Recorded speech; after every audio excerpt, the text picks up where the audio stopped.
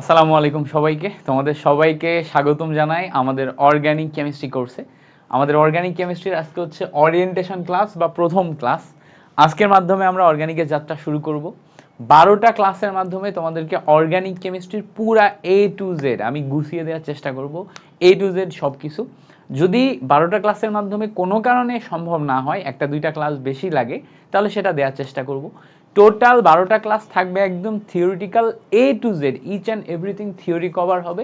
এছাড়া তোমাদেরকে এক্সট্রা কিছু ক্লাস নেওয়া হবে, যেটা হচ্ছে যে এমসিকিউ এবং সিকিউ সলভ করার জন্য। ধরো একটা এমসিকিউ সলভ ক্লাস নেওয়া হলো, যেখানে টোটাল বোর্ডের সমস্ত এমসিকিউগুলা আমি তোমাদেরকে এক ক্লাসে দেখিয়ে দিলাম। একটা সিকিউ সলভ ক্লাস নেওয়া হলো, যেখানে তোমাদেরকে হিউজ পরিমাণে সিকিউ সাজেশন এবং সিকিউ সলভ কিভাবে করতে হবে দেখাই দেওয়া হলো। বাট চেষ্টা করা হবে 12টা ক্লাসের মাধ্যমে তোমাদের থিওরি এ টু জেড গুছিয়ে দিতে, যেখানে সব কিছু তোমাদের নোট থাকবে।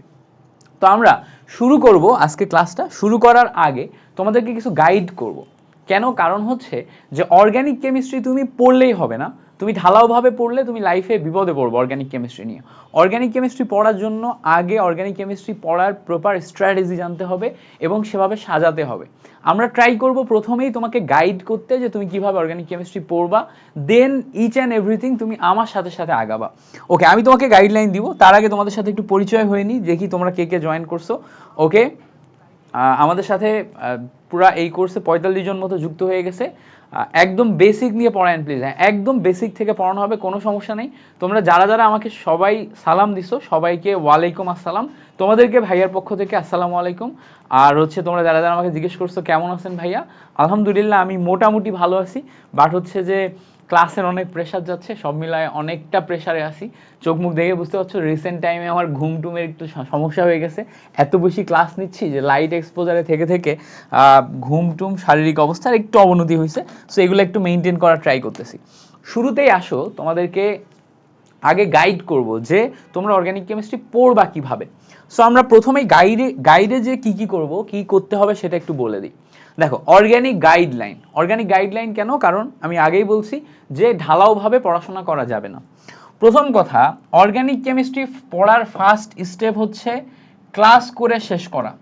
অর্গানিক কেমিস্ট্রি পড়ার ফার্স্ট স্টেপ হচ্ছে প্রথম ধাপে, একদম ফার্স্ট ধাপে তুমি করবা কি, ক্লাস করে ক্লাস নোট বানাবা। এইটা হচ্ছে তোমার প্রথম ধাপ কি, ক্লাস নোট বানানো।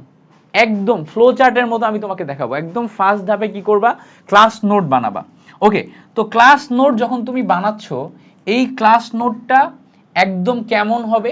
এই ক্লাস নোটটা হবে একদম কম্প্যাক্ট, পুরা কম্প্যাক্ট একটা ক্লাস নোট এই জায়গাতে তোমাকে বানাতে হবে। এই যে ক্লাস নোটটা তুমি এখান থেকে বানাবা, এই ক্লাস নোটটা হবে হচ্ছে কম্প্যাক্ট। তো কম্প্যাক্ট কেন? কম্প্যাক্ট কারণ হচ্ছে প্রথমেই ব্রড পড়া যাবে না, প্রথমেই বইতে যাওয়া যাবে না। কম্প্যাক্ট ক্লাস নোটের মাধ্যমে তোমাকে এই জায়গাতে কনসেপ্ট ক্লিয়ার করতে হবে। কি ক্লিয়ার করতে হবে? কনসেপ্ট। তো দেখো, তাহলে ফার্স্ট স্টেপ হচ্ছে আমাদের কম্প্যাক্ট ক্লাস নোট ডেভেলপ করা। এটা হচ্ছে আমাদের ফার্স্ট স্টেপ। ওকে, তাহলে আমরা ক্লাস নোট করব, সেটা হবে কম্প্যাক্ট কনসেপ্ট বেস। ওকে, 2 নম্বরে যে এই যে ক্লাস নোট কম্প্যাক্ট এটা করবা, এইটা তুমি 4 থেকে 5 বার রিভিশন দিবা। কয়বার? 4 থেকে 5 বার। তো তুমি আমার সাথে যেই 12টা ক্লাস করবা, এই 12টা ক্লাস তুমি আগে একদম এ টু জেড ক্লাস নোট করবা। এই ক্লাস নোট 4 থেকে 5 বার তুমি রিভিশন দিবা। এবার দেখো, একবার যখন তুমি ক্লাস নোটটা বানাচ্ছ 4 থেকে 5 বার রিভিশন দিচ্ছ, এই রিভিশন টাইমে আমি যখন যেটা পড়াবো ওইটা তুমি মেইন বই বের করে দেখো, মেইন বই তাও কোনটা? মেইন বই তাও হচ্ছে আমাদের হাজারি স্যারের বইটা। হাজারি স্যারের যে বইটা আছে, হাজারি স্যারের বই যেটা আছে, এই হাজারি স্যারের বইটা বের করে যখন এই কম্প্যাক্ট কনসেপ্ট ক্লাসে যখন যেটা পড়ানো হবে, তখন তুমি হাজারি স্যারের বই বের করে খালি ওই জায়গায় যে ওই কনসেপ্টটা দেখবা। পুরা এ টু জেড রিডিং পড়ার দরকার নেই, পুরা এ টু জেড সবকিছু পড়তে যাওয়ার দরকার নেই। যখন যেটা পড়ানো হবে তখন সেটা পড়বা। সাপোজ ধর আমি তোমাকে উডস বিক্রিয়া পড়াচ্ছি, তুমি শুধু যে উডস বিক্রিয়াটা বইতে পড়বা, উডস বিক্রিয়াটা দাগাবা। আমি তোমাকে বেনজিন পড়াচ্ছি, তুমি যে শুধুমাত্র বেনজিন পড়বা। আমি যখন তোমাকে যেই কনসেপ্ট শেখাবো, তখন তুমি সেই কনসেপ্টটা বইতে বের করবা, শুধুমাত্র সেইটা শিখবা। ধরো টোটাল আমাদের যদি 250 পেজের চ্যাপ্টার হয়, টোটাল 250 পেজের চ্যাপ্টার হয়, এর ভিতর থেকে গুরুত্বপূর্ণ 100 পেজ, ঠিক আছে। এখন কোন 100 পেজ এটা তো তুমি জানো না, এই জন্য যখন আমি আমার এই সিকোয়েন্সে পড়াবো, বইয়ের সিকোয়েন্স ভালোও নাই, এই জন্য আমার এই সিকোয়েন্সে যখন আমি যেটা পড়াবো, তখন যেই সিকোয়েন্সে যেটা আছে ওটা তুমি এই ক্লাস নোট করবা, ক্লাস নোটের পাশাপাশি ক্লাস নোট 4বার 5বার রিভিশন যখন দিবা, তখন তুমি যে বইয়ের খালি ওই অংশটা পড়তে পারো, বেশি ডিটেলস দরকার নেই। ওকে, সো মেইন বইয়ের হাজারি স্যার এইটাই যে প্রথমে তুমি কি করলা, ওই অংশটুকুই পড়লা। এখন কেউ কেউ বলবা ভাইয়া হাজারি স্যারের পাশাপাশি আমি যদি কবি স্যার পড়ি, কোনো সমস্যা নেই, তবে ম্যাক্সিমাম টিচারদের ক্লাস হয় হচ্ছে হাজারি স্যার বেস। তুমি যদি এই ক্লাসের পাশাপাশি হাজারি স্যারের বইটা দেখো, তাহলে তোমার জন্য বুঝতে ইজি হবে, তাছাড়া অন্য কোনো ব্যাপার না, তুমি কবির বা অন্য যে কোনো বই দেখলেও কোনো সমস্যা নেই। তাহলে প্রথমে আমরা ক্লাস করলাম, ক্লাস নোট করলাম, ক্লাস নোটের পরে আমরা যে তোমার হচ্ছে যে এইটাকে 4 থেকে 5 বার রিভিশন দিলাম, 4 থেকে 5 বার যখন রিভিশন দিচ্ছি তখন আমরা মেইন বই দেখতেছি। এই মেইন বই একবার সবকিছু দেখা হইলে এইবার তুমি যেটা করবা, লাস্ট স্টেপে নিজে নিজে মেইন বই রিডিং পড়বা। এতগুলা স্টেপ পার করার পর নিজে নিজে নিজে নিজে মেইন বই রিডিং পড়া, নিজে নিজে মেইন বই পড়বা। তুমি নিজে নিজে যখন মেইন বই পড়বা, তখন তুমি একদম A to Z পড়তে পারো। এখন বলবা ভাই এটা একদম লাস্ট স্টেজে কেন দিচ্ছেন? কারণ লাস্ট স্টেজে তুমি যদি নিজে নিজে মেইন বই পড়ো, অলরেডি তোমার স্ট্রাকচার দাঁড়ায় গেছে, বেসমেন্ট তৈরি হয়ে গেছে, কি কি তুমি পড়তে হবে আর কি কি তুমি বাদ দিতে হবে সেটা তুমি জানো, ফলে এখন এসব তোমার প্রবলেম হবে না। এবার আসো, যখন তুমি এত কিছু করতেছো, এখানে তোমার একটা জিনিস মাথায় রাখতে হবে, একটা জিনিস মাথায় রাখতে হবে যে যখন তুমি এত কিছু করতেছো, এর ভিতরে তোমাকে একদম সিম্পল একটা জিনিস মাথায় রাখতে হবে যে টোটাল অর্গানিকের সবচেয়ে গুরুত্বপূর্ণ কোর কনসেপ্ট কি কি, এইগুলাতে আমি আগে ফোকাস করব। তো আমার ক্লাসগুলাই হবে হচ্ছে সবচেয়ে গুরুত্বপূর্ণ কোর কনসেপ্টের উপর, সো ওটা তো আগে দাঁড়াই যাবে। তো ওইটা কি কি দেখো, অনেকে তোমরা যেটা করবা যে শুরুতে ইন্ট্রো পার্টেই তুমি অনেক সময় নিয়ে নিবা, বাট ইন্ট্রো পার্টে বেশি সময় নেওয়া যাবে না। তুমি যেটা করতে পারো, তুমি সমানুতা এই পার্টটাতে সময় নিতে পারো, এটা তোমাকে শেখায় লাগবে। সমানুতা এই পার্টটাতে তুমি অনেক সময় নিতে পারো, এটা তোমাকে শেখা লাগবে, এটা খুবই গুরুত্বপূর্ণ কনসেপ্ট। সমানুতার পরে, সমানুতার পরে দেখা যাবে কি, এরপরে সবচেয়ে গুরুত্বপূর্ণ কনসেপ্ট আসে হচ্ছে তোমার বেনজিন, ঠিক আছে, বেনজিন, দাঁড়াও আমি তোমাকে আস্তে আস্তে লিখে দিচ্ছি, এগুলা লিখে নাও, ঠিক আছে। এরপরে সবচেয়ে গুরুত্বপূর্ণ কনসেপ্ট আসে বেনজিন, টলুইন, ঠিক আছে, ফেনল, এইগুলা। সো বেনজিন, টলুইন, ফেনল, এরপরে সবচেয়ে গুরুত্বপূর্ণ কনসেপ্ট এবং সবচেয়ে গুরুত্বপূর্ণ জায়গা আসে হচ্ছে এটা। এরপরে আসে হচ্ছে তোমার অ্যালকেন, অ্যালকেন, অ্যালকিন এবং অ্যালকাইন, এই তিনটা, অ্যালকেন, অ্যালকিন এবং অ্যালকাইন, এই তিনটা আমাদের এর পরে পড়তে হয়। তো এই তিনটা আমাদের মাস্ট, প্রথমে পড়তে হবে কি, সমানুতা, সবচেয়ে গুরুত্ব দিয়ে পড়তে হবে সমানুতা, তারপরে বেনজিন, টনুইল, ফেনল, এরপরে অ্যালকেন, অ্যালকিন, অ্যালকাইন পড়তে হবে আমাদের অনেক গুরুত্ব দিয়ে। এরপরে আমাদের যেটা করা লাগবে, এরপরে হচ্ছে আমাদের অ্যামিন পড়া লাগবে, অ্যামিন পড়া লাগবে এবং অ্যালকোহল পড়া লাগবে, অ্যামিন এবং অ্যালকোহল। এবং লাস্ট সবচেয়ে গুরুত্বপূর্ণ কনসেপ্ট হচ্ছে অ্যালডিহাইড কিটোন, অ্যালডিহাইড কিটোন। এইগুলা হচ্ছে আমাদের সবচেয়ে গুরুত্বপূর্ণ জায়গা, যেখানে আমাদের মাস্ট শেখা লাগবে, সবচেয়ে গুরুত্বপূর্ণ জায়গা, এইগুলো আমাদের মাস্ট শেখা লাগবে। তো এইগুলো আমরা আগে আইডেন্টিফাই করে নিলাম যে এইগুলাতে আমরা সবচেয়ে বেশি ফোকাস করব। এখন প্রশ্ন হচ্ছে ভাইয়া, এইগুলাতে যখন আমি ফোকাস করতেছি, এগুলাতে যখন আমি ফোকাস করতেছি, তখন এর ভিতর থেকে আবার কিভাবে বাছাই করব যে এর ভিতরে আবার সবচেয়ে গুরুত্বপূর্ণ কে আছে, এর ভিতরে আবার সবচেয়ে গুরুত্বপূর্ণ কে সেটা বাছাই করা যায়। খেয়াল করো, যখন তুমি এই টাইপের টপিক পড়বা বা এর বাইরে অন্য যে কোনো টপিক পড়বা, তখন সবসময় খেয়াল রাখতে হবে যে কেউ যদি শনাক্তকারী বিক্রিয়া হয়, দেখো কেউ যদি শনাক্তকারী বিক্রিয়া হয় তাহলে সে অনেক গুরুত্বপূর্ণ, সে যেখানেই থাকুক না কেন, যার ভিতরেই থাকুক না কেন, কেউ যদি শনাক্তকারী বিক্রিয়া হয় সে সবচেয়ে গুরুত্বপূর্ণ। কোনো বিক্রিয়ার যদি নাম থাকে তখন তাকে আমরা নামধারী বলবো, কেউ যদি নামধারী বিক্রিয়া হয় সে সবচেয়ে গুরুত্বপূর্ণ, ঠিক আছে। তাহলে শনাক্তকারী বিক্রিয়া, আরেকটা হচ্ছে নামধারী বিক্রিয়া। আর কেউ যদি সক্রিয়তার ক্রম নির্দেশ করে তাহলে সে সবচেয়ে গুরুত্বপূর্ণ। তাহলে দেখো, শনাক্তকারী বিক্রিয়া, নামধারী বিক্রিয়া, তারপর আসছে হচ্ছে সক্রিয়তার ক্রম। এই যে জিনিসপত্রগুলা এগুলা যদি কেউ নির্দেশ করে তাহলে সে সবচেয়ে গুরুত্বপূর্ণ। এই পার্টটা আমাদের ভালো করে খেয়াল করে পড়তে হবে। এছাড়া আমাদের জৈব যৌগের বেসিক বিক্রিয়ার নিয়ম শিখতে হবে। কি এই সব কিছু করতে করতে আমরা আরেকটা জায়গাতে ফোকাস করব, সেটা হচ্ছে জৈব যৌগের বেসিক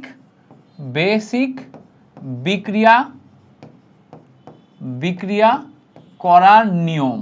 ঠিক আছে, এই অংশতে আমরা সবচেয়ে বেশি ফোকাস করব। এবার এই অংশ হচ্ছে আমাদের টোটাল জৈব যৌগের একটা রোড ম্যাপ গেল, যে আমরা জৈব যৌগ পড়বো আসলে কিভাবে। এই রোড ম্যাপটা তুমি যদি বুঝতে পারো তাহলে জৈব যৌগ আর তোমার হচ্ছে কঠিন লাগবে না। এখন প্রশ্ন হচ্ছে ভাইয়া তাহলে আপনি তো অনেক কিছু বাদ দিলেন, যেমন আপনি নামকরণের কথা বলেননি। দেখো নামকরণ গুরুত্বপূর্ণ কতটুকু, এই সব কিছু শুরু করার আগে তুমি এখানে নামকরণ শিখবা। ঠিক আছে, বাট নামকরণে তুমি সর্বোচ্চ 2 ঘন্টা মতো টাইম দিবা, 5টা মতো প্র্যাকটিস করবা। এই নামকরণ তোমার কয়েক মাস ধরে পড়ার দরকার নেই। কেন দরকার নেই?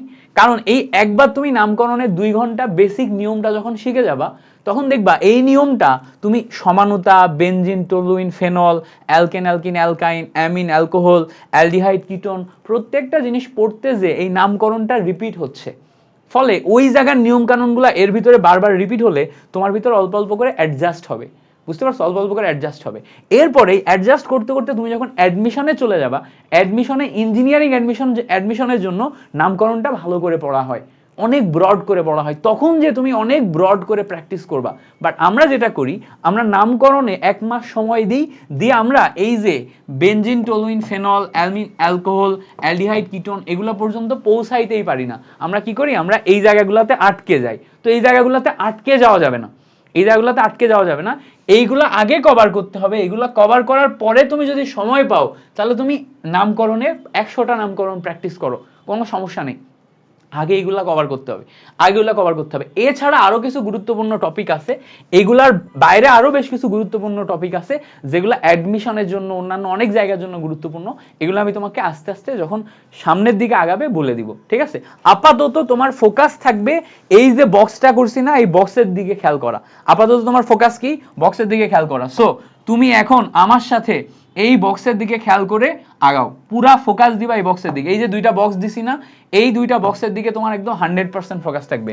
সমস্ত শনাক্তকারী বিক্রিয়া ভালো করে পড়তে হবে, সমস্ত নামধারী বিক্রিয়া ভালো করে পড়তে হবে, সমস্ত সক্রিয়তার ক্রম ভালো করে পড়তে হবে। আর সিকিউ এর জন্য কোনটা সিকিউ এর জন্য ইম্পর্টেন্ট, কোনটা এমসিকিউ এর জন্য ইম্পর্টেন্ট, কোনটা কোথায় কিভাবে পড়বা, ইচ অ্যান্ড এভরিথিং আমি তোমাদের দেখিয়ে দিব। এখন তোমরা আমাকে কমেন্টে জানাও আমরা আজকের মেইন ক্লাস শুরু করব কিনা। আমাকে কমেন্টে জানাও শুরু করব কিনা, আর তোমরা এক্সাইটেড কিনা যে ভাইয়ার সাথে অনেক সুন্দর একটা জার্নি হবে। কমেন্টে জানাও, ইনশাল্লাহ আমি শুরু করতে যাচ্ছি তোমাদের সাথে, আল্লাহর নাম করে, আল্লাহ ভরসা একটা ভালো জার্নি আসবে সামনে। সো শুরু করবো কিনা বলো? শুরু করে দিই। ওকে, সো আমাদের অর্গানিক গাইডলাইনের পরে আমরা প্রথমেই শুরু করব অর্গানিকের বেসিক প্রাণশক্তি মতবাদ এবং ক্যাটেনেশন। দেখো অর্গানিক শুরু করতে গেলে তো তোমার প্রাণশক্তি মতবাদ, অর্গানিকের ক্যাটেনেশন কিংবা অর্গানিকের ইতিহাস এটা তো অল্প একটু জানাই লাগবে। এই জায়গা থেকে কখনো তুমি প্রশ্ন পাবা না, কখনো এমসিকিউ আসবে না, কখনো সিকিউ আসবে না, কিছুই আসবে না। বাট যেহেতু আমরা অর্গানিক শুরু করতেছি, অর্গানিকের একদম শুরু থেকে শুরু করাটা বেটার। এই জন্য আমি তোমাকে এখন অর্গানিকের প্রাণশক্তি মতবাদ, ক্যাটেনেশন ধর্ম, ঠিক আছে, এর যে বেসিক ইতিহাসটা আছে সেটা একটু অল্প করে সংক্ষেপে বলে দিব। তুমি যেটা করতে পারো, এই 2টা টপিক অনেক কিছু বইতে লেখা আছে, তার ভিতর এই 2টা টপিক তুমি স্পেসিফিক ভাবে একটু রিডিং পড়তে পারো। ঠিক আছে, একটু এই 2টা টপিক রিডিং পড়তে পারো। প্রথমে আসো অর্গানিকের প্রাণশক্তি মতবাদ। এইটা বলতে আসলে কি বোঝানো হচ্ছে? ঠিক আছে, প্রাণশক্তি মতবাদ এটা বলতে কি বোঝানো হচ্ছে খেয়াল করো। আমাদের 1808 সালের দিকে বিজ্ঞানী বার্জেলিয়াস বলে একজন বিজ্ঞানী আছে, বার্জেলিয়াস। তিনি বলছিলেন যে আমাদের যে সমস্ত পৃথিবীতে যৌগগুলো আছে তারা 2 ভাগে বিভক্ত। পৃথিবীতে যত ধরনের যৌগ আছে তারা 2 ভাগে বিভক্ত। তিনি 2টা ক্যাটাগরিতে সমস্ত যৌগগুলোকে ভাগ করেছিলেন। একটাকে তিনি বলছেন লিভিং ম্যাটেরিয়াল, একটাকে তিনি বলছেন লিভিং বা জীবন্ত। ঠিক আছে, জীবন্ত বা জৈব, আরেকটাকে তিনি বলছেন নন লিভিং। নন লিভিং মানে হচ্ছে যেগুলো হচ্ছে মৃত বা অজৈব। হ্যাঁ, এই দুই ভাগে তিনি ভাগ করছেন। তো 1808 সালের দিকে বিজ্ঞানী বার্জেলিয়াস এইভাবে তিনি দুই ভাগে বিভক্ত করছেন, একটা হচ্ছে লিভিং আর একটা হচ্ছে নন লিভিং।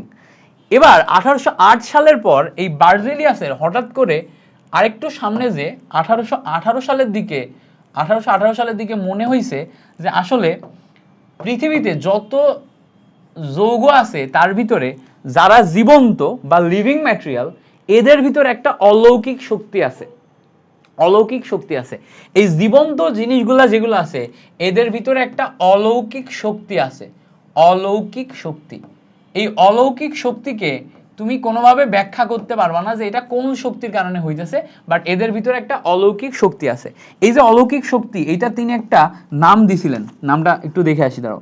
এই যে অলৌকিক শক্তি, এটাকে তিনি বলছেন যে ভাইটাল ফোর্স। এদের ভিতরে একটা অলৌকিক শক্তি বা ভাইটাল ফোর্স আছে। এই ভাইটাল ফোর্সকে বলা হয় ভাইটাল ফোর্স থিওরি। এই অলৌকিক শক্তির কারণে প্রত্যেকটা লিভিং ম্যাটেরিয়াল জীবন্ত অবস্থায় থাকে। প্রত্যেকটা লিভিং ম্যাটেরিয়াল জীবন্ত অবস্থায় থাকে। তো তিনি এই বার্জেলিয়াসই 1818 সালের দিকে যখন এটা বলছেন, তখন সমস্ত বিজ্ঞানীরা এর বিপরীতে কোনো যুক্তি দেখাইতে পারেন নাই। এর বিপরীতে কোনো যুক্তি দেখাইতে পারেন না, এই জন্য সবাই এটা মেনে নিছেন। বাট সময় তো পরিবর্তনশীল, সামনের দিকে আরো সময় গেছে। সামনের দিকে আরো সময় যাওয়ার পর 1825 সালের দিকে আরেকজন বিজ্ঞানী হচ্ছে ফ্রেডরিক উলহার। এনার নাম কি? ফ্রেডরিক বা ফেডারিক উলহার, ঠিক আছে? এই নামে একজন বিজ্ঞানী ছিল, এটাকে হচ্ছে এফ উলহার বলা হয়, WAULER এরকম কিছু একটা নাম, এই নামে চিহ্নিত করা হয়। এই যে বিজ্ঞানী, ইনি কি করছে, পরীক্ষাগারে কয়েকটা বিক্রিয়া করছে। পরীক্ষাগারে কয়েকটা বিক্রিয়া করে অজৈব যৌগ থেকে জৈব যৌগের আবিষ্কার করছে। এনার কাজ কি ছিল? এনার কাজ খুব সিম্পল ছিল। দেখো, এনার কাজ খুব সিম্পল ছিল। ইনি যেটা করছে, অজৈব যৌগ থেকে জৈব যৌগ আবিষ্কার করছে। অজৈব যৌগ, এইটা থেকে কাজ যেটা করছে, ইনি অজৈব যৌগ থেকে জৈব যৌগ আবিষ্কার করছে। অজৈব যৌগ থেকে জৈব যৌগ আবিষ্কার। তো এই যে মানুষটা অজৈব যৌগ থেকে জৈব যৌগ আবিষ্কার করছে, মানে একজন নন লিভিং ম্যাটেরিয়াল বা অজৈব যৌগ, যার ভিতরে কোনো প্রাণ শক্তি নাই। এই প্রাণ শক্তি নাই যার, তার ভিতর থেকে তিনি যদি প্রাণ শক্তি আলা কোনো একটা যৌগ আবিষ্কার করে ফেলে, তার মানে ইনি তো বিশাল কাজ করছে। এই জন্য এই ফ্রেডরিক উলহারকে জৈব যৌগের জনক বলা হয় বা জৈব যৌগের পিতা বলা হয়, ঠিক আছে? সো এই হচ্ছে আমাদের বেসিক জৈব যৌগের ইতিহাস। এইভাবে আমাদের জৈব যৌগ আসে। এখন বেসিক এখানে বিক্রিয়াটা কি হয়, এই ফ্রেডরিক উলহার যে বিক্রিয়াটা করেছিল সেটা খুব সিম্পল। উনি করছিল কি, পরীক্ষাগারে অ্যামোনিয়াম ক্লোরাইড নিয়েছিল। কি নিয়েছিল? Ammonium chloride. অ্যামোনিয়াম ক্লোরাইড একটা অজৈব যৌগ, লবণ যেটা, ঠিক আছে? এবং উনি নিয়েছিল হচ্ছে লেড সায়ানেট, অ্যামোনিয়াম ক্লোরাইড এবং এর সাথে লেড সায়ানেট PbCnO2। তো দেখো, অ্যামোনিয়াম ক্লোরাইড এবং লেড সায়ানাইড যখন উনি নিল, এই দুইটা জিনিস নিয়ে বিক্রিয়া করছে। বিক্রিয়া করে উনি কি পাইছে, পরীক্ষাগারে এই অ্যামোনিয়াম এবং এই সায়ানাইড একসাথে মিলিত হয়ে অ্যামোনিয়াম সায়ানাইড তৈরি করছে। অ্যামোনিয়াম সায়ানাইড তৈরি করছে এবং এই লেড আর এই ক্লোরিন একত্রিত হয়ে লেড ক্লোরাইড তৈরি করছে। That's it.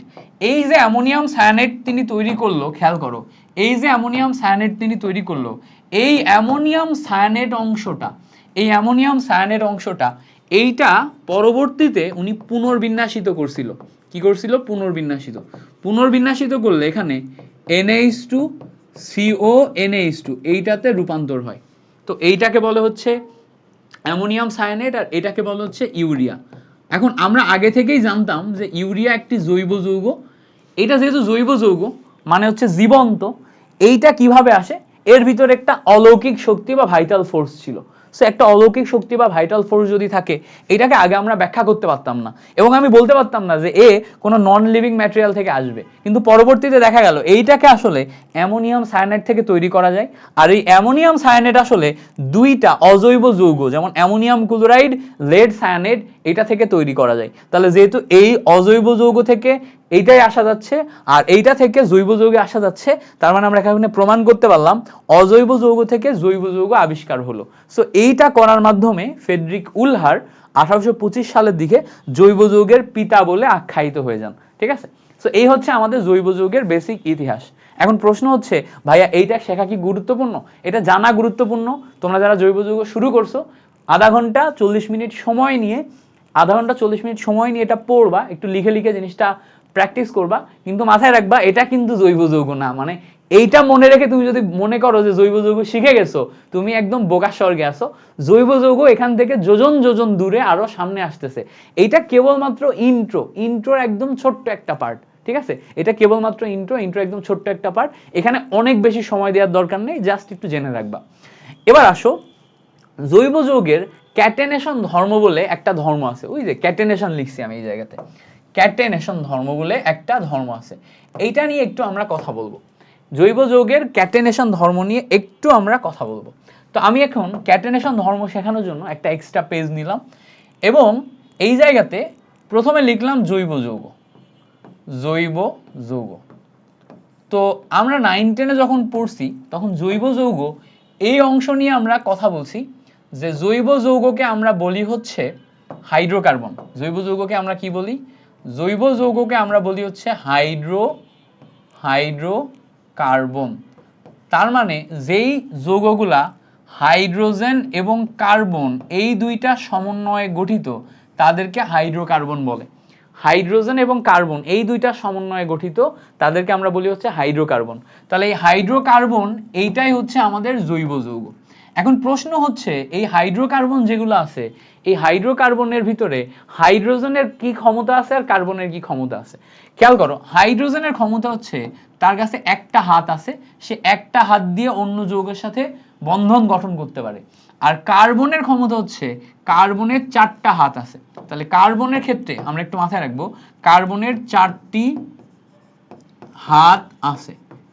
কার্বনের কি আছে? চারটি হাত আছে। সো সে চারটি বন্ধন গঠন করতে পারে, চারটি বন্ধন গঠন করতে পারে। এই যে কার্বনের চারটি হাত আছে এবং এই চারটি হাতের মাধ্যমে সে চারটি বন্ধন গঠন করতে পারে, এই চারটি হাতের কারণে কার্বনের কিছু বিশেষ বৈশিষ্ট্য তৈরি হয়। কি তৈরি হয়? বিশেষ কিছু বৈশিষ্ট্য তৈরি হয়, এটা মাথায় রাখতে হবে। বিশেষ বৈশিষ্ট্য। এখন বলবা ভাইয়া বিশেষ কি কি বৈশিষ্ট্য? দেখো, এর বিশেষ কয়েকটা বৈশিষ্ট্যের ভিতরে প্রথম বৈশিষ্ট্য হচ্ছে ক্যাটেনেশন। দুই নাম্বার বৈশিষ্ট্য হচ্ছে সমানুতা। 3 নাম্বার বৈশিষ্ট্য হচ্ছে পলিমাকরণ। তো কার্বনের জন্য, কার্বনের এই চারটা হাতের জন্য তার এই 3 ধরনের বৈশিষ্ট্য তৈরি হয়। এর ভিতরে এই পরের যে দুইটা বৈশিষ্ট্য, এগুলা নিয়ে আমাদের বিস্তারিত পড়াশোনা আছে। জৈব যৌগের সমানুতা বা সমানুকরণ এবং পলিমাকরণ, এটা নিয়ে আমাদের বিস্তারিত পড়াশোনা আছে, বাট ক্যাটেনেশন নিয়ে আমাদের বিস্তারিত পড়াশোনা নেই। সো এইটা নিয়ে এখনই আমরা কথা বলবো। জৈব যৌগের ক্যাটেনেশন মানে কি? ক্যাটেনেশন শব্দের মানে হচ্ছে শিকল তৈরি। মাথায় রাখবো, এভাবে মুখস্থ করবা। ক্যাটেনেশন শব্দের মানে হচ্ছে শিকল তৈরি করা।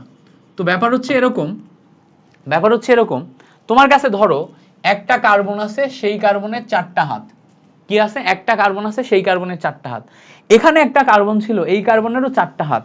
তো এই কার্বনের পাশে যদি তুমি এই কার্বনকে বসাও, তাহলে এই কার্বনের সাথে এই কার্বন পাশাপাশি বন্ধন গঠন করে, খেয়াল করো এরকম আকৃতি ধারণ করে। অর্থাৎ দুইটা কার্বনেরই চারটা করে হাত ছিল, এর ভিতরে একটা কার্বন আরেকটা কার্বনের সাথে একটা একটা হাত এভাবে দিয়ে বন্ধন গঠন করছে, করে দেখো একটা লম্বা শিকল তৈরি করছে। এর পাশে আরেকটা কার্বন বসা সম্ভব, বসে এভাবে বন্ধন গঠন করে আরো লম্বা শিকল তৈরি হওয়া সম্ভব। তার পাশে আরেকজন বসা সম্ভব, তার পাশে আরেকজন বসা সম্ভব। এইভাবে এই যে একটা কার্বনের পাশে আরেকটা কার্বন, তার পাশে আরেকটা কার্বন, তার পাশে আরেকটা কার্বন, এইভাবে আস্তে আস্তে আস্তে আস্তে এই যে বন্ধন গঠনের একটা বৈশিষ্ট্য, এই বৈশিষ্ট্যকে আমরা বলি হচ্ছে ক্যাটেনেশন ধর্ম। এই বৈশিষ্ট্যকে আমরা কি বলি? এই বৈশিষ্ট্যকে আমরা বলি হচ্ছে ক্যাটেনেশন ধর্ম। তাহলে ক্যাটেনেশন ধর্ম মানে হচ্ছে কার্বন একটার পর একটা বসে শিকল গঠন করার ধর্ম। ঠিক আছে, কি গঠন করার ধর্ম? শিকল গঠন করা। সো আশা করি এই ব্যাপারটা ক্লিয়ার হয়েছে? বলো এই পর্যন্ত ক্লিয়ার হয়েছে কিনা বলো, যারা যারা আমাদের সাথে লাইভে আসো, লাইভে আমাকে এইটা বলো যে এই পর্যন্ত তুমি ক্লিয়ার করতে পারছো কিনা।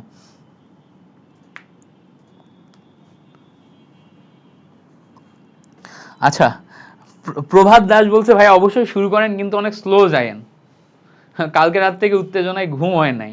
আচ্ছা, আপনার আপনার হাত ধরেই আঘাতে চাই, আঘাতে না আগাতে চাই। ওকে, সমস্যা নাই, তোমাদের পুরা জিনিসপত্রগুলো আমি গুছিয়ে দিব, কোনো সমস্যা নেই, কোনো সমস্যা নেই। পুরা জিনিসপত্রগুলা মিল্টন ভাইয়ের সাথে গুছিয়ে যাবে, কোনো চিন্তা করো না। এ পর্যন্ত বুঝছো তাই না?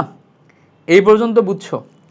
আচ্ছা, তোমরা যেটা করবা যে আমার সাথে সাথে প্রতিদিন ক্লাস করবা, এই ক্লাসগুলা নোট করবা, এই নোটগুলা তোমরা হচ্ছে তোমার হচ্ছে আমাদের যে ব্রেকিং কেমিস্ট্রি বাই হাইজেনবার্গ আছে না, ব্রেকিং কেমিস্ট্রি বাই হাইজেনবার্গ, ওখানে আপলোড দিবা, আমার টিম অ্যাপ্রুভ করে দিবে।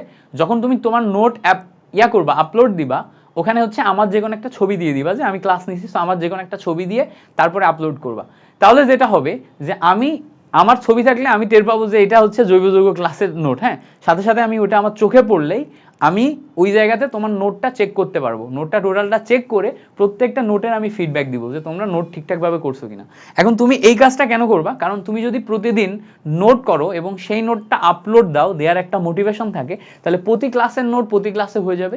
টোটাল জৈব যৌগের 13-14টা ক্লাস যখন শেষ হয়ে যাবে, তোমার কাছে নিজের একটা গোছানো নোট থাকবে। আমি চাই যে 45 জন স্টুডেন্ট আমার সাথে এখন জৈব যৌগ ক্লাসে যুক্ত হয়েছে, 45 জনের 45 জনই জৈব যৌগ ক্লাসে তার নোট করে নিজের মতো করে গুছিয়ে নিক, কেমন? সো তুমি চিন্তার কিছু নাই, জাস্ট আমাদের সাথে সাথে পড়বা এবং আপলোড করবা, ঠিক আছে? নোটগুলো আপলোড করবা, এতে মোটিভেশন থাকবে। আর একদম কোর্স শেষে যে হচ্ছে সবচেয়ে বেস্ট নোট করবে, সবগুলা ক্লাসে নোট করবে, সবগুলা ক্লাসে আপলোড দিবে এবং যার নোট সবচেয়ে সুন্দর গোছানো এবং বেস্ট হবে, তাকে আমি 500 টাকা গিফট করব। অর্থাৎ সে কোর্সের প্রাইস, এই যে কোর্সের যে বেসিক দাম ছিল সেটা হচ্ছে রিটার্ন পেয়ে যাবে। শর্ত কি? শর্ত হচ্ছে প্রত্যেকটা ক্লাসের নোট হইতে হবে, সুন্দর করে গোছানো নোট হইতে হবে এবং প্রত্যেকটা আপলোড দিবা, কেমন? এবং করবা, নোট দেওয়ার সময় একটা হ্যাশট্যাগ দিও, তাহলে আমার জন্য খুঁজতে সুবিধা হবে। হ্যাশট্যাগটা কি দিবা? হ্যাশট্যাগ আমাদের কোর্সের নাম breaking organic, ORGANIC, breaking organic, এইটুকু হ্যাশট্যাগ ব্রেকিং অর্গানিক দিও, তাহলে আমার খুঁজে নিতে সুবিধা হবে। এইটুকু করলেই হচ্ছে। ওকে, সো আমরা এই পর্যন্ত আশা করি বুঝতে পারছি। তাহলে আমরা প্রথমে জৈব যৌগের ইন্ট্রোতে কি করলাম? আমরা জৈব যৌগের ইন্ট্রোতে জাস্ট শুরুতে আমরা জৈব যৌগের ইতিহাসটা দেখলাম। আমি বললাম যে জৈব যৌগের ইতিহাসটা মোটামুটি এই জায়গাতে আধা ঘন্টা সময় ব্যয় করে রিডিং পড়বা। দেন আমি বললাম জৈব যৌগের এখানে একটা ধর্ম আছে, ক্যাটেনেশন ধর্ম, এটা সম্পর্কে আমাদের পড়তে হবে। তো খেয়াল করো, জৈব যৌগ মানে হচ্ছে হাইড্রোকার্বন, মানে হাইড্রোজেন এবং কার্বনের সমন্বয়ে তৈরি। হাইড্রোজেনের একটা হাত খোলা থাকে, কার্বনের 4টা হাত খোলা থাকে। কার্বনের যে 4টা হাত খোলা থাকে, এর জন্য কার্বনের বিশেষ কিছু বৈশিষ্ট্য তৈরি হয়। বৈশিষ্ট্যের ভিতরে একটাকে বলে ক্যাটেনেশন ধর্ম, একটাকে বলে সমানুতা, একটাকে বলে পলিমাকরণ। সমানুতা এবং পলিমাকরণ এগুলো নিয়ে সামনে আমরা বিস্তারিত পড়াশোনা করব। ক্যাটেনেশন মানে হচ্ছে শিকল তৈরি করা। শিকল তৈরি কেন হয়? একটা কার্বনের সাথে আরেকটা কার্বন পরপর বসে তারা বন্ধন গঠন করতে পারে, ফলে তারা পরপর বন্ধন গঠন করলে শিকল গঠন করে, এইটাকে আমরা বলি হচ্ছে ক্যাটেনেশন ধর্ম। সো আশা করি এই পর্যন্ত আমরা ক্লিয়ার করতে পারছি। এই পর্যন্ত যদি আমাদের ক্লিয়ার হয়, এখন আমরা আসবো হচ্ছে আমাদের জৈব যৌগের সবচেয়ে গুরুত্বপূর্ণ পার্ট, সেটা হচ্ছে জৈব যৌগের শ্রেণী বিভাগে। আমরা কোথায় যাব? জৈব যৌগের গুরুত্বপূর্ণ পার্ট, জৈব যৌগের শ্রেণী বিভাগে। এখন বলো, যতদূর পর্যন্ত তোমাদের পড়াইছি তোমরা বুঝতে পারছো কিনা? যতদূর পর্যন্ত তোমাদের পড়াইছি তোমরা বুঝতে পারছো কিনা? এখন তোমাদের বইতে হাজারিনাক স্যারের ওখানে দেখবা একটা পেজ আছে যেখানে জৈব যৌগ এবং অজৈব যৌগের ভিতরে পার্থক্য দেয়া আছে। এটা পড়তে যে মাথা নষ্ট করো না, এটা এখন পড়বা না, এটা একদম জৈব যৌগ যখন শেষ হয়ে যাবে, জৈব যৌগ একদম পড়া তোমার শেষ, এবার আমি বলছি না ওই যে প্রথমে বলছিলাম না যে মেইন বই রিডিং পড়বা, মেইন বই নিজে নিজে রিডিং পড়বা, জৈব যৌগ শেষ, মেইন বই নিজে নিজে রিডিং যখন পড়বা, সবকিছু যখন রিডিং পড়বা, মেডিকেল অ্যাডমিশন টেস্টের জন্য তখন এই শখটা লাগবে। জৈব যৌগের ওই শখটা মেডিকেল অ্যাডমিশন টেস্টের জন্য লাগে, বাট আগে পড়লো না, একদম পরে পড়লো। আগে ওইটা পড়ে মেইন জিনিস থেকে ফোকাস সরে যাবে, সো শুরুতে ওইটা পড়ার দরকার নেই। এবার আসো জৈব যৌগের শ্রেণী বিভাগে আসি আমরা। জৈব যৌগের শ্রেণী বিভাগ যদি আমরা করি, শ্রেণী বিভাগ করতে যে আমরা জৈব যৌগকে বিভিন্ন শ্রেণীতে ভাগ করতে পারবো। জৈব যৌগ, এগুলাকে আমরা বিভিন্ন শ্রেণীতে ভাগ করতে পারবো। কি কি শ্রেণীতে ভাগ করা যায় আমরা যদি একটু দেখার চেষ্টা করি, প্রথমেই আমাদের দুইটা শ্রেণীতে ভাগ করা পসিবল। প্রথমেই আমাদের দুইটা শ্রেণীতে ভাগ করা পসিবল। সো প্রথমে আমরা যে দুইটা শ্রেণীতে ভাগ করা পসিবল সেটা একটু দেখব। আমরা হচ্ছে প্রথমে এখানে জৈব যৌগকে আমরা দুইটা শ্রেণীতে ভাগ করব। কি কি শ্রেণীতে ভাগ করা যায় একটু দেখার চেষ্টা করি। প্রথমে আমরা দেখতেছি এই জায়গাতে একটা শ্রেণী আছে যেটাকে বলা হচ্ছে মুক্ত শিকল, যেটাকে বলা হচ্ছে মুক্ত শিকল, ঠিক আছে। আরেকটা শ্রেণী আছে এই সাইডে, এইটাকে বলা হচ্ছে বদ্ধ শিকল। তাহলে একটা হচ্ছে মুক্ত শিকল আর একটা হচ্ছে বদ্ধ শিকল, এই দুই ভাগে ভাগ করা যায়। একটাকে কি বলে, একটাকে বলা হচ্ছে মুক্ত শিকল আর একটাকে বলা হচ্ছে বদ্ধ শিকল। তো খেয়াল করো, যারা মুক্ত শিকল এদেরকে আবার দুই ভাগে ভাগ করা যায়। মুক্ত শিকলকে আবার দুই ভাগে ভাগ করা যায়। মুক্ত শিকলের দুই ভাগ কি, একটা হচ্ছে সম্পৃক্ত, সম্পৃক্ত আর আরেকটা হচ্ছে অসম্পৃক্ত। একটা হচ্ছে সম্পৃক্ত আর একটা হচ্ছে অসম্পৃক্ত। তো সম্পৃক্ত হাইড্রোকার্বন বলে এটাকে, হ্যাঁ, সম্পৃক্ত হাইড্রোকার্বন বলে, ঠিক আছে। আরেকটাকে বলা হচ্ছে অসম্পৃক্ত হাইড্রোকার্বন। তো এই হচ্ছে আমাদের প্রকারভেদ হাইড্রোকার্বন। তো এই যে প্রকারভেদগুলো দেখতেছি, এই সব প্রকারভেদ আমরা যখন আস্তে আস্তে ডিটেল পড়বো ওর ভিতরে দেখবা প্রত্যেকটা জিনিস ক্লিয়ার হয়ে যাবে। এখন জাস্ট আমরা জানার জন্য পড়তেছি, সো এটা তুমি জোর করে মুখস্থ করার দরকার নেই, জাস্ট আমার সাথে সাথে জেনে রাখো, খাতায় তুলে রাখো, পরবর্তীতে তুমি যখন রিভিশন দিতে আসবা তখন দেখবে একাই সব ক্লিয়ার হয়ে গেছে। বুঝতে পারছো? এগুলো হচ্ছে একদম শুরুর দিকে ইন্ট্রো এমন এমন জিনিস দিয়ে থাকে যেগুলো আমাদের পড়তে কষ্ট হয়, ফলে আমরা এই জায়গাতে আটকে যাই, সামনে যে মেইন মেইন জিনিসগুলোতে ফোকাস করতে পারি না। সো এই জায়গাতে এই অংশটা আমাদের জাস্ট একবার তুমি পড়ো, রিডিং পড়ো, খাতায় সুন্দর করে নোট করে রাখো। তাহলে দেখো জৈব যৌগ দুই প্রকার, একটা হচ্ছে মুক্ত শিকল আর একটা হচ্ছে বদ্ধ শিকল। তারপরে মুক্ত শিকলের ভিতরে একটা হচ্ছে সম্পৃক্ত আর একটা হচ্ছে অসম্পৃক্ত। এবার আমরা একটু এইগুলার প্রকারভেদের ভিতরে ঢুকবো, প্রকারভেদের ভিতরে ঢুকবো, এগুলা সম্পর্কে জানবো। এই যে মুক্ত শিকল যে পার্টটা আছে, মুক্ত শিকল কথাটার মানে কি এটা যদি আমরা বোঝার চেষ্টা করি, মুক্ত শিকল কথাটার মানে হচ্ছে ওই যে জৈব যৌগের কার্বন শিকল তৈরি করতে পারে, সেই শিকলগুলা যদি মুক্ত অবস্থায় থাকে, মুক্ত অবস্থায় থাকে অর্থাৎ একটার পর একটার পর একটার পর একটার পর একটার পর একটার পর এভাবে লম্বা সামনের দিকে আগাইতে থাকে, বাট সামনে এবং পিছনের দুই অংশ মুক্ত অবস্থায় থাকে, তখন এই শিকলকে আমরা মুক্ত শিকল বলি। মুক্ত শিকল মানে কি, সামনে এবং পিছনের অংশ ফাঁকা অবস্থায় আছে, তখন সেটাকে আমরা মুক্ত শিকল বলি। তার মানে কোনো জৈব যৌগের সামনে এবং পিছে যদি ফাঁকা অবস্থায় থাকে, অর্থাৎ শেষ এবং শুরু যদি থাকে, তখন সেটাকে আমরা মুক্ত শিকল বলি। সো আমি যদি সোজা ভাষায় বলি, আমার নিজের ভাষায় বলি, মুক্ত শিকল মানে হচ্ছে শেষ আছে এবং শুরু আছে। মুক্ত শিকল মানে কি, শেষ আছে আর শুরু আছে, এই দুইটা জিনিস যদি থাকে তাদের মুক্ত শিকল বলা হবে। তাহলে বদ্ধ শিকলের ক্ষেত্রে কি ঘটবে, বদ্ধ শিকলের ক্ষেত্রে শেষ এবং শুরু একত্রিত হয়ে যাবে, হয়ে এরকম চেইন গঠন করবে। একটা চেন গলার যে চেন বা লকেট থাকে, ওইটার কি কোনো শেষ বা শুরু থাকে? বদ্ধ শিকলের ক্ষেত্রে শেষ বা শুরু নাই। তাহলে আমরা এইটার ক্ষেত্রে বলতে পারবো শেষ বা শুরু নাই, ঠিক আছে। তো এটা আমরা কি জন্য এগুলা এভাবে লিখতেছি, জাস্ট আমরা নিজেরা বোঝার জন্য, ঠিক আছে। তাহলে দেখো এটাতে শেষ বা শুরু আছে, ওটাতে শেষ বা শুরু নাই। এবার মাথায় রাখবো পরবর্তী যেই টাইপটা, এটা হচ্ছে সম্পৃক্ত হাইড্রোকার্বন। সম্পৃক্ত হাইড্রোকার্বন মানে হচ্ছে কার্বন কার্বন যদি সিঙ্গেল বন্ধন থাকে তখন এটাকে সম্পৃক্ত হাইড্রোকার্বন বলে। আর যদি কোথাও জৈব যৌগের ভিতরে কার্বন কার্বন ডাবল বন্ধন এবং কার্বন কার্বন ট্রিপল বন্ধন থাকে, এইটাকে অসম্পৃক্ত হাইড্রোকার্বন বলে। তাহলে সম্পৃক্ত মানে একক বন্ধন, অসম্পৃক্ত মানে দ্বিবন্ধন এবং ত্রিবন্ধন। তাহলে সম্পৃক্ত একক বন্ধন, অসম্পৃক্ত মানে দ্বিবন্ধন এবং ত্রিবন্ধন। ওকে, এবার দেখো বদ্ধ শিকল যেই পার্টটা আছে না, এই বদ্ধ শিকলের ভিতরে বিভিন্ন জিনিসপত্র আছে, বদ্ধ শিকলের ভিতরে বিভিন্ন জিনিসপত্র আছে। সো সব জিনিসপত্র আমরা পড়বো না, সব আমাদের লাগবেও না। আমরা বদ্ধ শিকলের ভিতরে একটা অংশ পড়বো, সেটাকে বলা হচ্ছে, বদ্ধ শিকলের ভিতরে একটা অংশ পড়বো সেটাকে বলা হচ্ছে হেটারোসাইক্লিক, ঠিক আছে। একটা অংশ পড়বো সেটা হচ্ছে এই বদ্ধ শিকলের ভিতরে আচ্ছা বদ্ধ শিকলের ভিতরে দুইটা পার্ট করা যায়, একটা হচ্ছে অ্যালিসাইক্লিক, আর একটা হচ্ছে আমাদের, একটাকে বলে অ্যালিসাইক্লিক আর একটাকে বলে হচ্ছে অ্যারোমেটিক। হ্যাঁ, ওকে, তিনটা পার্ট করা যায়।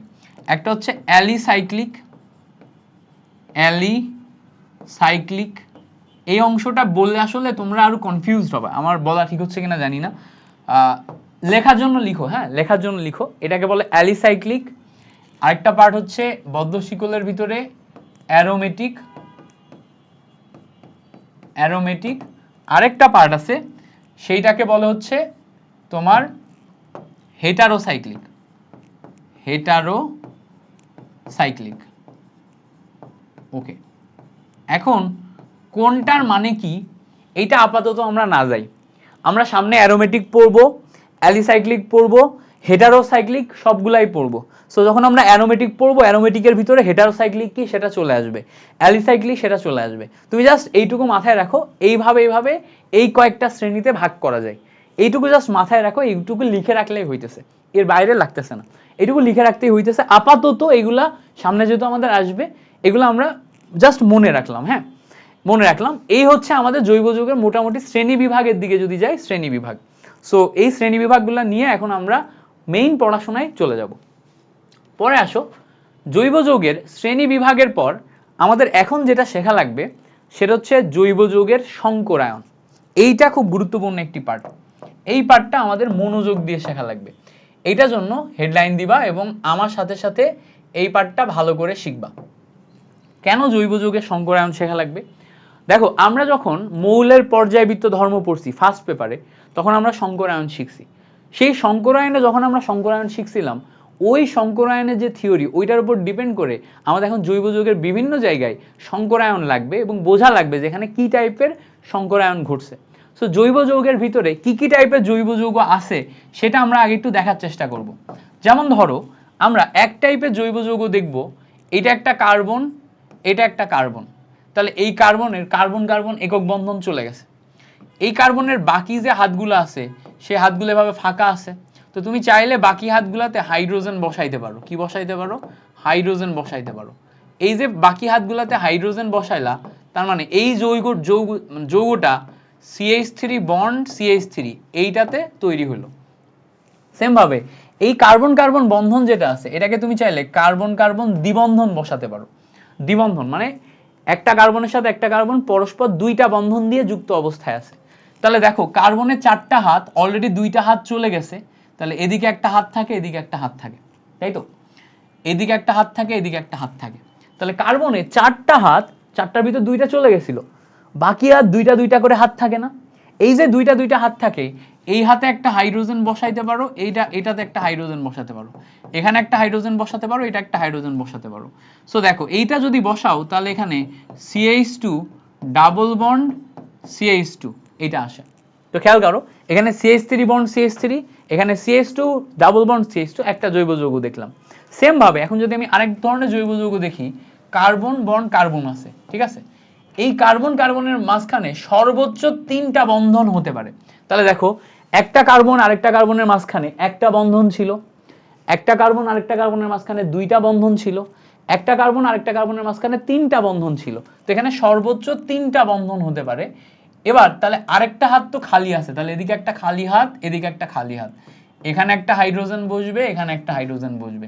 তাহলে এই যৌগটাকে এভাবে লেখা যায়, CH ট্রিপল বন্ড CH, এভাবে লেখা যায়। বুঝতে পারছো? এই যৌগটাকে কিভাবে লেখা যায়? CH ট্রিপল বন্ড CH, এভাবে লেখা যায়। ওকে ওকে, এই যে CH ট্রিপল বন্ড CH এইভাবে লেখা যায়। তো দেখো, তাহলে আমরা তিন ধরনের জৈব যৌগ দেখছি। এখন আমি তোমাকে বলেছিলাম যে যদি কখনো একক বন্ধন থাকে তখন এটাকে আমরা সম্পৃক্ত বলি। একক বন্ধন থাকলে এটাকে আমরা কি বলি? সম্পৃক্ত বলি।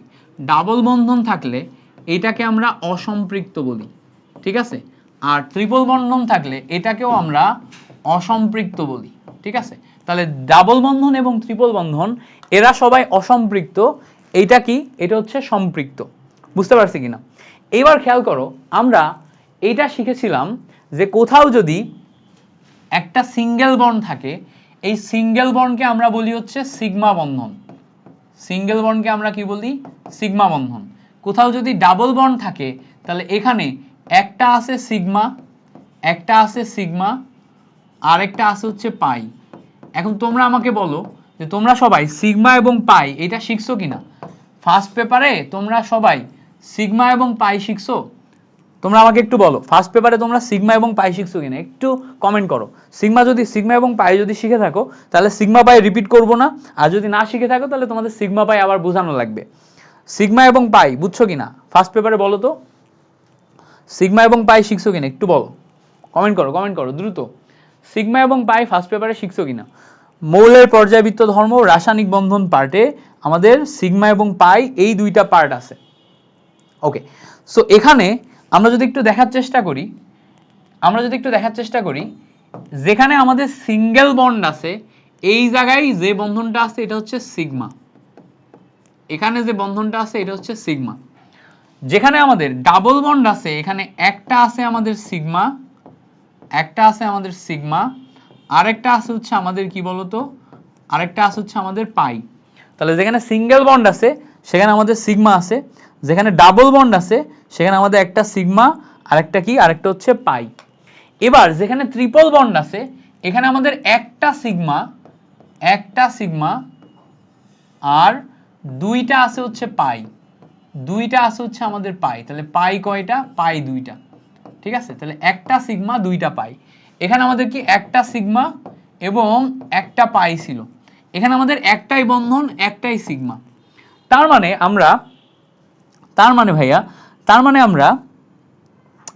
আমরা একটা জিনিস বুঝতে পারছি যে সিগমা বন্ধন একা একা থাকে। আচ্ছা একবার একটু রিভিউ করে দেন, রিভিউ করতে বলছে। সো আমরা একটু সিগমা পাই বন্ধন রিভিউ করি, এখানে একটু সিগমা এবং পাই বন্ধন রিভিউ করি। খেয়াল করো সিগমা এবং পাই বন্ধনের ক্ষেত্রে আমাদের মাথায় রাখতে হবে সিগমা বন্ধন হচ্ছে অরবিটালের একটা অধিক্রমণ পদ্ধতি, পাই বন্ধন হচ্ছে অরবিটালের একটা অধিক্রমণ পদ্ধতি। ধরো তোমার কাছে একটা এস অরবিটাল আছে আর একটা এস অরবিটাল আছে, ঠিক আছে, দুইটা এস অরবিটাল আছে। তো একটা এস অরবিটাল সামনের দিকে আগায় গেল, আরেকটা এস অরবিটাল সামনের দিকে আগায় গেল। তারা দুইজন যদি পরস্পর এরকম ভাবে মুখোমুখি বা সামনাসামনি একজন আরেকজনের উপর ওভারল্যাপ করে, ওভারল্যাপ বুঝো, ধরো এইটা একটা অরবিটাল এটা একটা অরবিটাল, তারা দুইজন সামনাসামনি এসে একজন আরেকজনের উপর ওভারল্যাপ করলে এইভাবে বন্ধন গঠন করলো। তো এইভাবে মুখোমুখি বা সামনাসামনি এসে যদি একজন আরেকজনের উপর ওভারল্যাপ করে, ওভারল্যাপিং, এটাকে কি বলে? ওভারল্যাপিং। ঠিক আছে, বাংলায় বলে হচ্ছে অধিক্রমণ, ইংলিশে বলে হচ্ছে ওভারল্যাপিং, বাংলায় বলে হচ্ছে অধিক্রমণ। সো তারা যদি মুখোমুখি বা সামনাসামনি, ওয়ার্ডটা কেমন? মুখোমুখি বা সামনাসামনি, ঠিক আছে, সামনাসামনি এভাবে ওভারল্যাপিং করে, তাহলে এখানে যেই শক্তিশালী বন্ধনটা গঠন হয়, এই যে এই জায়গায় যে শক্তিশালী বন্ধনটা গঠন হয় এইটাকে বলে সিগমা বন্ধন। এইভাবে যেই বন্ধন গঠন হয় এটাকে বলা হচ্ছে সিগমা বন্ধন। এটাকে এই সিগমা চিহ্ন দিয়ে প্রকাশ করা হয়। এই বন্ধনের বৈশিষ্ট্য হচ্ছে এইটা শক্তিশালী, এই বন্ধনের বৈশিষ্ট্য কি? এটা হচ্ছে শক্তিশালী। আরেকটা বৈশিষ্ট্য আছে এই বন্ধনের আরেকটা বৈশিষ্ট্য হচ্ছে এক জায়গায় একটাই সিগমা বন্ধন তৈরি হতে পারে। মাথায় রাখবো এই কথাটা, মাথায় রাখবো, এটা খুবই গুরুত্বপূর্ণ কথা। এক জায়গায়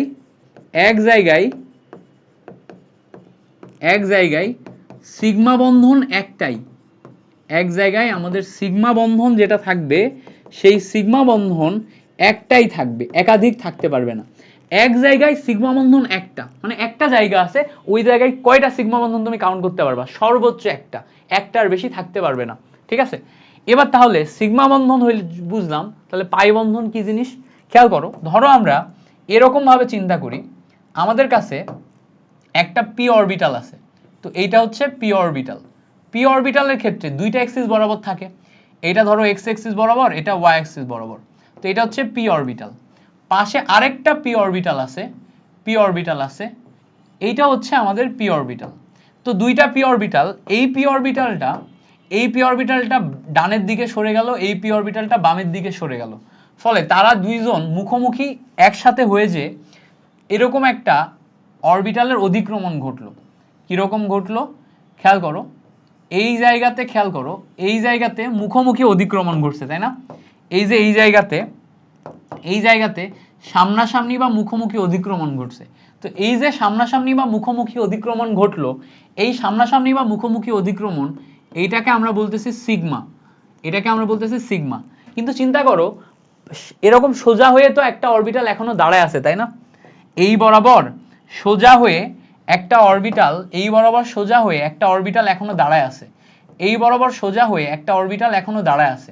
তো সোজা হয়ে যে অরবিটাল দাঁড়ায় আছে এরা চাইলেই পাশাপাশি এভাবে অধিক্রমণ করতে পারে, পাশাপাশি এভাবে অধিক্রমণ করতে পারে। এই যে পাশাপাশি অধিক্রমণের যে ব্যাপারটা, এইটাকে বলে পাশাপাশি অধিক্রমণ, পাশাপাশি অধিক্রমণ। তো চিন্তা করো দুইজন মুখোমুখি অধিক্রমণ করছে বা সামনাসামনি করছে, এর ফলে পাশাপাশি দুজন যারা দাঁড়িয়ে আছে এরা হালকা পাতলা নিজেদের দিকে একটু আকর্ষণ ফিল করতেছে। এই যে হালকা পাতলা নিজেদের দিকে আকর্ষণ ফিল করে উপরে এবং নিচে, এর ফলে যে বন্ধনটা তোমার হচ্ছে তৈরি হয় এইটাকে বলে হচ্ছে পাই বন্ধন, এটাকে কি বলে পাই বন্ধন। সো এই জায়গাতে যেই বন্ধনটা গঠন হলো এটাকে বলে পাই বন্ধন, এটাকে পাই চিহ্নিত করা হয়। এই বন্ধনটা হচ্ছে দুর্বল বন্ধন। এই বন্ধনটা কি? এই বন্ধনটা হচ্ছে দুর্বল বন্ধন। দুর্বল বন্ধন কেন? কারণ পাশাপাশি হচ্ছে, এদের ভিতরে তেমন একটা শক্তি নাই। তো এই জায়গাতে যেই বন্ধনটা তৈরি হচ্ছে এটা পাই বন্ধন বা দুর্বল বন্ধন, যেখানে আমাদের শক্তি মাত্রা অনেক কম। তাহলে খেয়াল করো তো এই পাই বন্ধন তৈরি হওয়ার জন্য আগে সিগমা তৈরি হইতে হচ্ছে না? তাহলে খেয়াল করো আমরা যখন সিগমা দেখতেছি এক জায়গাতে একটাই সিগমা, একটা সিগমা হওয়ার পরে যে কয়টা তৈরি হবে সব কয়টা পাই। তাহলে আগে এখানে আমাদের সিগমা তৈরি হলো, সিগমা তৈরি হওয়ার পর এখানে বাকি যে কয়টা তৈরি হবে সব কয়টা পাই। তাহলে এখানে আমাদের নোট নিতে হবে সিগমা তৈরি হওয়ার পর তারপরে পাই তৈরি হয়, সিগমা তৈরি হওয়ার পর পাই তৈরি হয়, পাই তৈরি হয়। তাহলে আগে আমাদের সিগমা বন্ধন তৈরি হয়েছে, তারপরে হচ্ছে আমাদের এখানে পাই তৈরি হয়। সো আশা করি পাই বন্ধন সম্পর্কে আমাদের ক্লিয়ারিটি আসলো। এবারটা আমরা একটু দেখার চেষ্টা করব। আমরা যখন এখানে সিগমা এবং পাই বন্ধন বোঝানোর চেষ্টা করছি, এখানে দেখো আমাদের একটা সিঙ্গেল বন্ড, একটা সিঙ্গেল বন্ড থাকলে এটা তো সিগমা বন্ড, কারণ এটা প্রথম বন্ধনটা, প্রথমটা হওয়া মানে সিগমা। এখানে দেখো আমাদের ডাবল বন্ড আছে, ডাবল বন্ড থাকলে প্রথমটা সেই আমাদের সিগমা, প্রথমটা সেই আমাদের সিগমা, দ্বিতীয়টা হচ্ছে আমাদের পাই। এখানে দেখো ট্রিপল বন্ড আছে, মানে কি প্রথমটা আমাদের সিগমা, বাকি দুইটা আমাদের তো পাই, কারণ সিগমা একটাই তৈরি হতে পারে। তাহলে আমরা সিগমা এবং পাই সম্পর্কে ধারণা পাইলাম। এবার আসবো আমরা সংকরায়নের ক্ষেত্রে। মাথায় রাখবো সংকরায়নের ক্ষেত্রে আমরা সবসময় মাথায় রাখবো, সংকরায়নে আমরা সবসময় মাথায় রাখবো সংকরায়নের ক্ষেত্রে পাই বন্ধন সংকরায়নে অংশ নেয় না, পাই বন্ধন অসংকরিত অবস্থায় থাকে, অসংকরিত থাকে।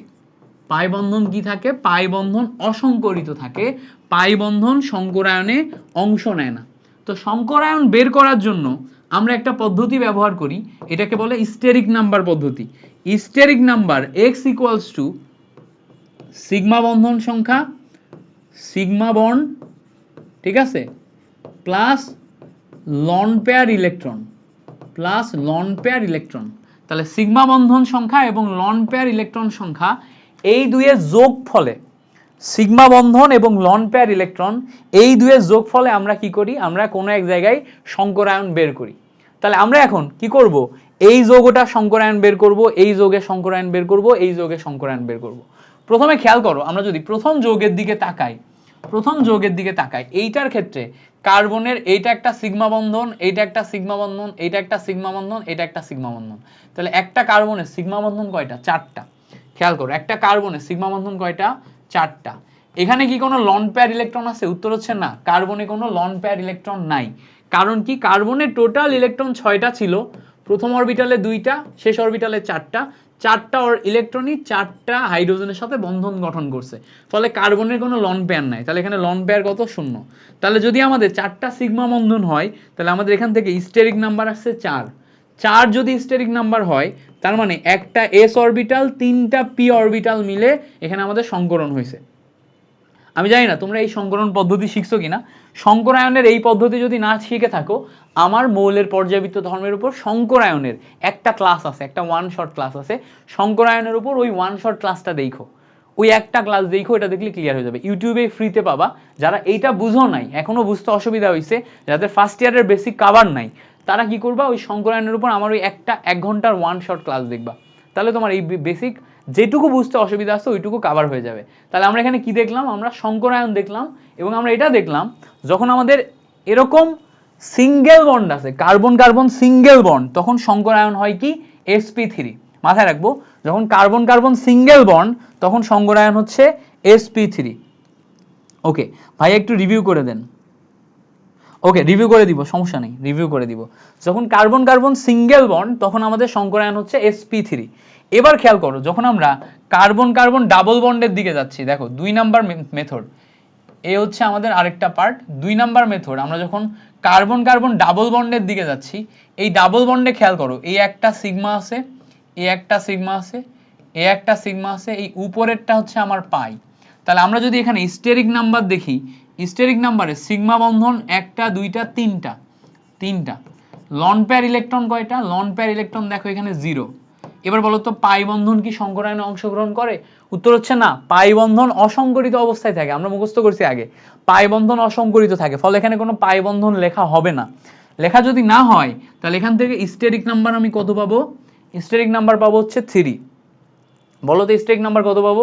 স্টেরিক নাম্বার পাবো হচ্ছে 3 যদি স্টেরিক নাম্বার পাই তাহলে প্রথম অরবিটালটা s আর p অরবিটাল দুইটা, 8 মিলে আমার 3টা অরবিটাল গেল। তাহলে দেখো এখানে যখন 4 ছিল তখন 4টা অরবিটাল, একটা s অরবিটাল, 3টা p অরবিটাল, sp3। যখন 3 হলো তখন একটা s অরবিটাল, 2টা p অরবিটাল, sp2। তার মানে এই জায়গাতে এই যে কার্বনটা আছে, এই কার্বনে আমার sp2 সংকরণ হয়েছে। এই জায়গাতে এই যে কার্বনটা আছে, এই কার্বনে আমার sp3 সংকরণ হয়েছে। এখন আমি দেখব এই জায়গাতে কি ধরনের সংকরণ হয়েছে। খেয়াল করো, এখানে একটা সিঙ্গেল বন্ড আছে, সিঙ্গেল বন্ড মানে এটা সিগমা বন্ড। এখানে ট্রিপল বন্ড আছে, ট্রিপল বন্ড মানে হচ্ছে একটা সিগমা আর দুইটা পাই। তাহলে এই জায়গাতে যদি আমি স্টেরিক নাম্বার দেখি, steric number x equals to sigma, দেখো একটা দুইটা সিগমা, লন পেয়ার কয়টা? লন পেয়ার দেখো 0, পাই কয়টা? পাই দেখো দুইটা। তাহলে দেখো দুইটা সিগমা, লন পেয়ার 0, পাই দুইটা। ক্যালকুলেশন করলে এখান থেকে 2 আসে। কত আসে? 2 আসে। এই যে 2 আসলো, 2 আসা মানে একটা আমার s অরবিটাল, একটা আমার p অরবিটাল। 2 আসা মানে কি? একটা আমার s অরবিটাল, আরেকটা আমার p অরবিটাল। তার মানে এই জায়গায় হচ্ছে আমার sp সংকরণ হয়েছে। এই জায়গায় আমার কি সংকরণ হয়েছে? sp সংকরণ হয়েছে। That's it. ওকে,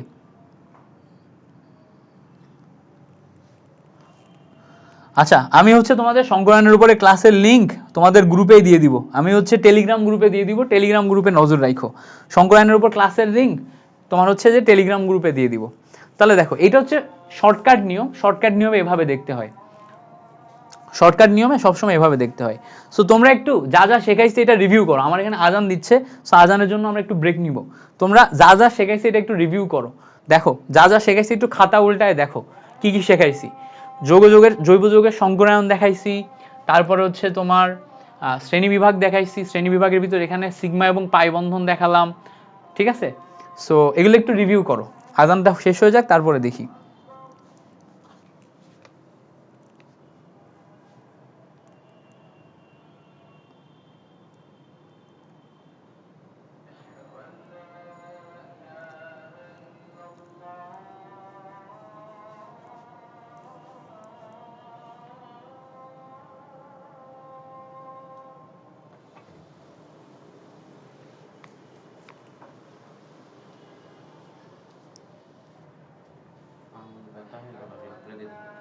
কেন?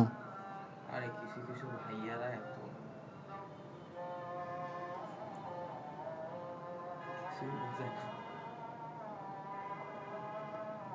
অর্গানিক বেছে নাকি অন্য বেছে?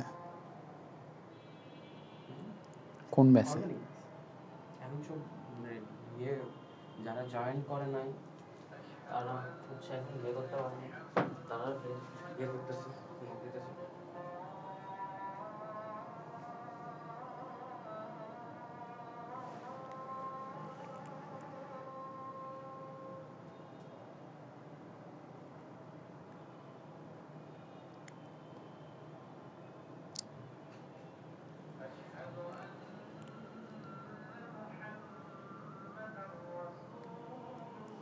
লাইট একটু কম হয়ে গেছে এক্সপোজার কমানোর পরে। বাড়াবো, থাক। লেখা ক্লিয়ার। দেখা ক্লিয়ার, দেখা একদম ক্লিয়ার। ওইটা তোমার হচ্ছে যে পিসিওটা দিলে ঠিক হয়ে যাবে, পিসিওতে দিয়ে দিলে ফোন দিলে বড় হয়ে যাবে স্ক্রিন, তখন ঠিক হয়ে যাবে।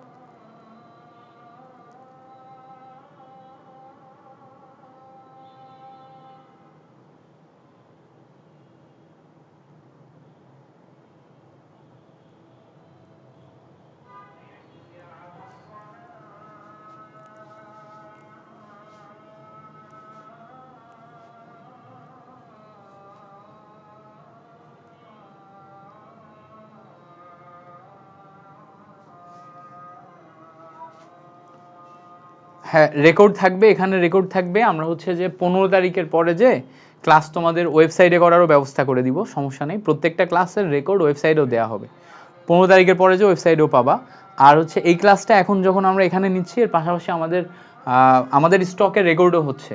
সো এইটা আমরা ওয়েবসাইটে রেকর্ড দিয়ে দিব। আর এখানে যে লাইভ ক্লাসগুলো থাকবে, এই লাইভ ক্লাস যদি কখনো চলে যায়, আমরা সাথে সাথে তোমাদেরকে রেকর্ড এই গ্রুপেই প্রোভাইড করে দিতে পারবো, কোনো সমস্যা নেই। তুমি সবসময় এখানে রেকর্ড পেয়ে যাবা, এখানে রেকর্ড থাকবে। বাট এই ক্লাসের ফাইল সাইজ এত বড় হয়ে যায় যে এটা আমরা টেলিগ্রামে দিতে পারবো না। টেলিগ্রামে তোমার হচ্ছে 1 ঘন্টার উপরে ক্লাস আপলোড দেওয়া যায় না। সো তোমার হচ্ছে ফেসবুক থেকে এবং ওয়েবসাইট থেকে করা লাগবে।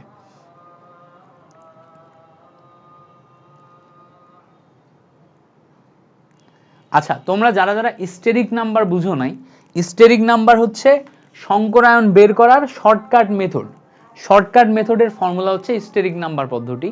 তো স্টেরিক নাম্বার পদ্ধতি কি, কিভাবে হয়েছে, এটা নিয়ে আমরা এখন বিস্তারিত যাব না। কেন? কারণ হচ্ছে স্টেরিক নাম্বারের ওই কনসেপ্ট এবং ইচ অ্যান্ড এভরিথিং এর জন্য তোমাকে আমি টেলিগ্রামে একটা 1 ঘন্টার ভিডিও দিয়ে দিব, ওইটা দেখবো ওখানে। এটা হচ্ছে মৌলের পর্যায়বৃত্ত ধর্মের পার্টের অংশ, ওইটা শেখার সময় আমরা শিখি। আমরা এখানে জৈব যৌগের সংকরায়ন থেকে জাস্ট 3টা এমসিকিউ আসে। 3টা এমসিকিউ আসে যে কার্বন কার্বন এক বন্ধন থাকলে সংকরায়ন কি হয়, দ্বিবন্ধন থাকলে সংকরায়ন কি হয়, ত্রিবন্ধন থাকলে সংকরায়ন কি হয়, এইটুকুই জানতে হয়। এইটুকু আমাদের জৈব যৌগের অংশ না, এইটুকু আমাদের ওই যে মৌলের পর্যায়বৃত্ত পার্টের অংশ। মৌলের পর্যায়বৃত্তর ভিতরেও এটা শেখানো হয়। বাট যেহেতু আমরা জৈব যৌগ পড়তেছি, তার ভিতরে এটা আমাদের জানা দরকার, এটুকু জাস্ট আমরা রিপিট করছি। এইটা মানেই কিন্তু জৈব যৌগ না, আমরা এখনো জৈব যৌগ শুরুই করিনি, আমরা এখনো ইন্ট্রো পার্টে আছি। সো তুমি এইখান থেকে যেই পার্টটা আমি তোমাকে বললাম, এটা নিয়ে এত সিরিয়াস হওয়ার দরকার নেই যে ভাইয়া এটা তো বুঝি নাই, সংকরায়ন বুঝি না, স্টেরিক নাম্বার বুঝি না, এটা নিয়ে এত সিরিয়াস হওয়ার দরকার নেই। তুমি দেখবা আমি এখানে যেইগুলা ভেঙে ভেঙে বুঝালাম, আমি তোমাকে ওই 1 ঘন্টার ভিডিও একটা দিয়ে দিব। ওই ভিডিওটা যখন তুমি দেখবা, দেখবা এইগুলা ওর ভিতরেও আছে, ওই ভিডিওটার ভিতরে এগুলা সলভ করা আছে। ঠিক আছে? কেন? কারণ হচ্ছে এগুলা বোধ দুই জায়গায় আছে, ওখানে সংকরায়নের ভিতরে আছে আর এখানে জৈব যৌগের ভিতরে আছে। সো এটা একটা, এই জৈব যৌগ থেকে 3 মার্কের 3টা এমসিকিউ আসে, সেই জন্য এটা তোমাকে আমি এখানে দেখাই দিলাম। বাট দিস ইজ নট জৈব যৌগের কোর অংশ। এখন থেকে আমাদের জৈব যৌগের কোর অংশ শুরু হবে, এটা নিয়ে চিন্তা করো না। যা যা তোমাকে শেখাইছি, এগুলা তুমি কি করবা, এই ভিডিওটা তুমি আরো 1 বার 2 বার 3 বার দেখে নোট করবা। যখন তুমি নোট করবা, বারবার শুনলে তোমার ক্লিয়ারিটি চলে আসবে। আর আমি ওই ভিডিওটা তো দিয়ে দিবই, সমস্যা নেই। এবার আসো, জৈব যৌগের সংকরায়নের পর আমাদের প্রথমবার জৈব যৌগের সবচেয়ে কোর অংশ এখন আমরা আসব, সেটা হচ্ছে সমগোত্রীয় শ্রেণী। এখন থেকে সামনে আমরা যা পড়বো, এইটাতে আমাদের বিশেষ ফোকাস দেয়া লাগবে। যেমন ধরো, আমরা প্রথম যেই টপিকটা জৈব যৌগের কোর অংশ থেকে পড়তেছি, সেটা হচ্ছে সমগোত্রীয় শ্রেণী। এইটা থেকে এখন আমাদের বিশেষ গুরুত্ব দিয়ে ফোকাস করতে হবে। সো আমরা এখন থেকে কি পড়বো? সমগোত্রীয় শ্রেণী পড়বো, এই জায়গা থেকে ফোকাস করতে হবে। সো চলো এখন আমরা আস্তে আস্তে ফোকাস করা শুরু করি। সমগোত্রীয় শ্রেণী এই কথাটার মানে হচ্ছে, খেয়াল করো, সমগোত্রীয় শ্রেণী এই কথাটার মানে হচ্ছে, আমার সাথে সাথে নোট করো, প্রত্যেকটা জিনিস লাগবে। সমগোত্রীয় শ্রেণী এই কথাটার মানে হচ্ছে হোমোলোগাস সিরিজ। ঠিক আছে? সমগোত্রীয় শ্রেণী এই কথাটাকে আমরা ইংলিশে বলি হচ্ছে হোমোলোগাস সিরিজ। সো আগে একটু লিখে নিই, শ্রেণী এইটাকে ইংলিশে বলে হচ্ছে homologous, homologous series, homologous series. এটার ইংলিশে জিওইউএস, হোমোলোগাস সিরিজ। এইটা হচ্ছে আমাদের সমগোত্রীয় শ্রেণী, এটার ইংলিশ। এখন এটা দিয়ে আসলে কি বোঝায়? সমগোত্রীয় শ্রেণী কথাটা বলতে বোঝায় হচ্ছে একই গোত্র বা একই জাত। তো আমরা ধরো সিম্পল জিনিস, আমরা যদি একদম বেসিক জিনিসপত্র দিয়ে বোঝাই, হ্যাঁ, তোমরা হচ্ছে যে মাইন্ড করবে না, মানে এই জিনিসটাকে এভাবেই বুঝলে সবচেয়ে ভালো হয়। যেমন ধরো আমরা যদি আমাদের বাংলাদেশের বেসিক কালচার দেখি, আমাদের বাংলাদেশে 3টা ধর্ম আছে মেইন, তাই না? মুসলমান ধর্ম মানে ইসলাম ধর্ম, তারপরে হিন্দু ধর্ম এবং খ্রিস্ট ধর্ম, 3টা ধর্ম আছে মেইন। তো ধরো আমরা যদি আমাদের বাংলাদেশের টোটাল মানুষকে ক্যাটাগরাইজ করি, তাহলে আমরা মুসলিম আছি, তারপরে হচ্ছে হিন্দু আছে, তারপরে হচ্ছে খ্রিস্টান আছে। তো খেয়াল করো আমরা এই 3টা আলাদা আলাদা শ্রেণীতে কিন্তু ভাগ হয়ে যেতে পারি, যে আমরা মুসলিম একটা শ্রেণী, হিন্দু একটা শ্রেণী, খ্রিস্টান একটা শ্রেণী।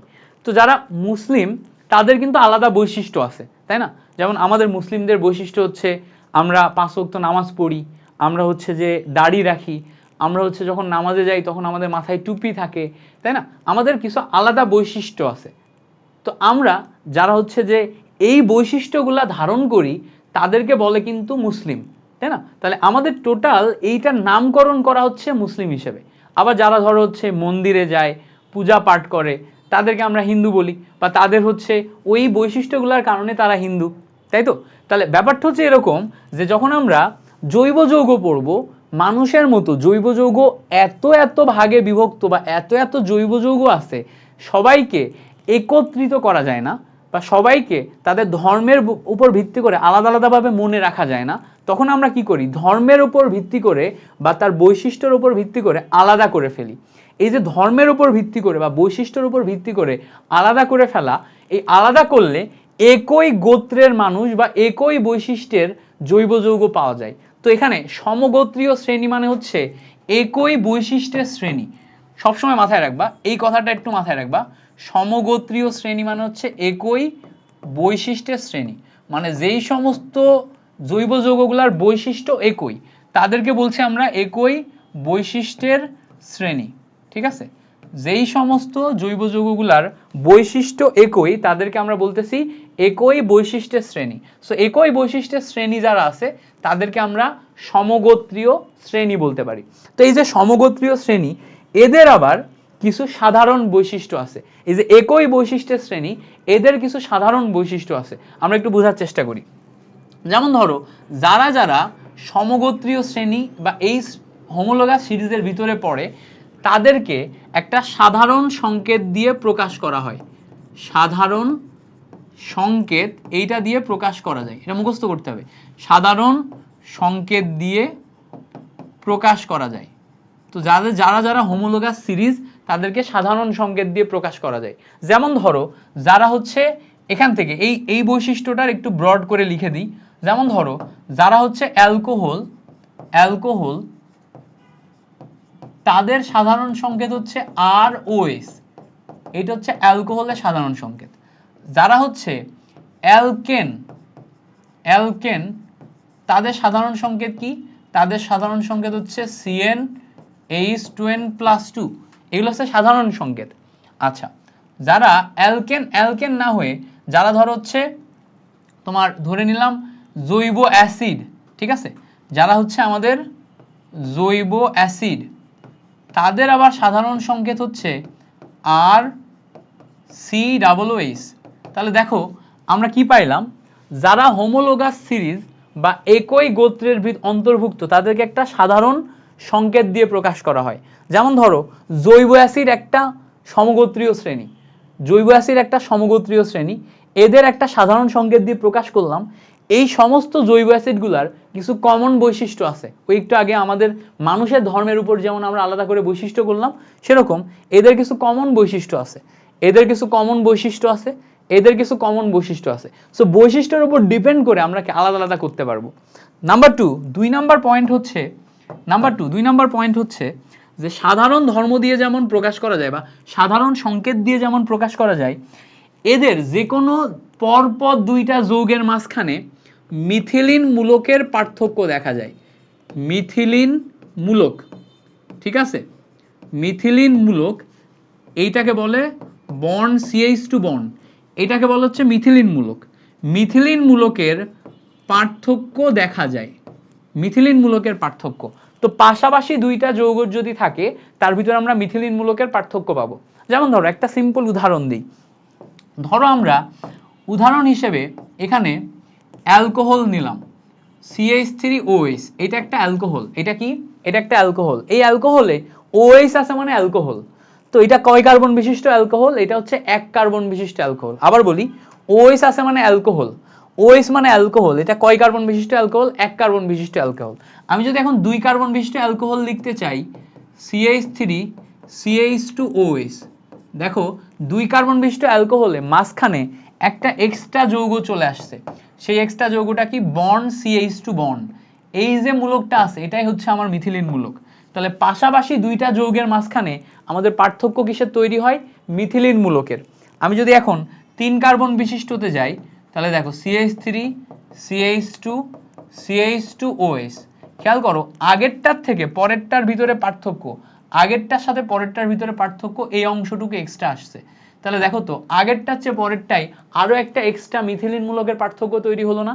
তাহলে পাশাপাশি দুইটা যৌগের মাঝখানে পার্থক্য তৈরি হয় কি? মিথিলিন মূলক, মিথিলিন মূলক। তাহলে দেখো যখনই আমরা সমগোত্রীয় শ্রেণীতে যাব তাদেরকে একটা সাধারণ সংকেত দিয়ে প্রকাশ করা যাবে। মিথিলিন মূলকের পার্থক্য বিদ্যমান, সাধারণ সংকেত দিয়ে প্রকাশ করা যায়, মিথিলিন মূলকের পার্থক্য বিদ্যমান। লাস্ট 3 নম্বর বৈশিষ্ট্য হচ্ছে এদেরকে নির্দিষ্ট কার্যকরী মূলকে প্রকাশ করা যায়। নির্দিষ্ট কার্যকরী মূলক, কার্যকরী মূলকে প্রকাশ করা যায়, কার্যকরী মূলকে প্রকাশ করা যায়, প্রকাশ করা যায়। এবার প্রশ্ন হচ্ছে এই কার্যকরী মূলক কি? কার্যকরী মূলক হচ্ছে বৈশিষ্ট্য প্রকাশকারী মূলক। এই কার্যকরী মূলক কি? কার্যকরী মূলক হচ্ছে যেই মূলক বৈশিষ্ট্য প্রকাশ করে, বৈশিষ্ট্য প্রকাশ করে। যেমন ধরো এখানে অ্যালকোহল হচ্ছে তার কার্যকরী মূলক, অ্যালকোহল হচ্ছে কার্যকরী মূলক যেটা তার বৈশিষ্ট্য প্রকাশ করছে, অ্যালকোহল হচ্ছে তার কার্যকরী মূলক। ধরো একটা সিম্পল উদাহরণ দিই, ধরো একজন মেডিকেলে পড়ে, সো মেডিকেলে যখন পড়ে তখন সে ডাক্তার, তাহলে তার কমন বৈশিষ্ট্য কি? সে ডাক্তার, তাই না? ডাক্তার। তাহলে ডাক্তার, তার নামের আগে যদি ডিআর বা ডাক্তার থাকে, ডিআর ডট থাকে, তার মানে তার বৈশিষ্ট্য হচ্ছে ডাক্তার। এই D.R এটা দেখে আমরা চিহ্নিত করতে পারবো সে ডাক্তার গোত্রের একজন মানুষ, মানে সে চিকিৎসা করে, তাই তো? কেউ যদি ইঞ্জিনিয়ারিং পাশ করে আসে তাহলে তার নামের আগে ইঞ্জিনিয়ার থাকবে।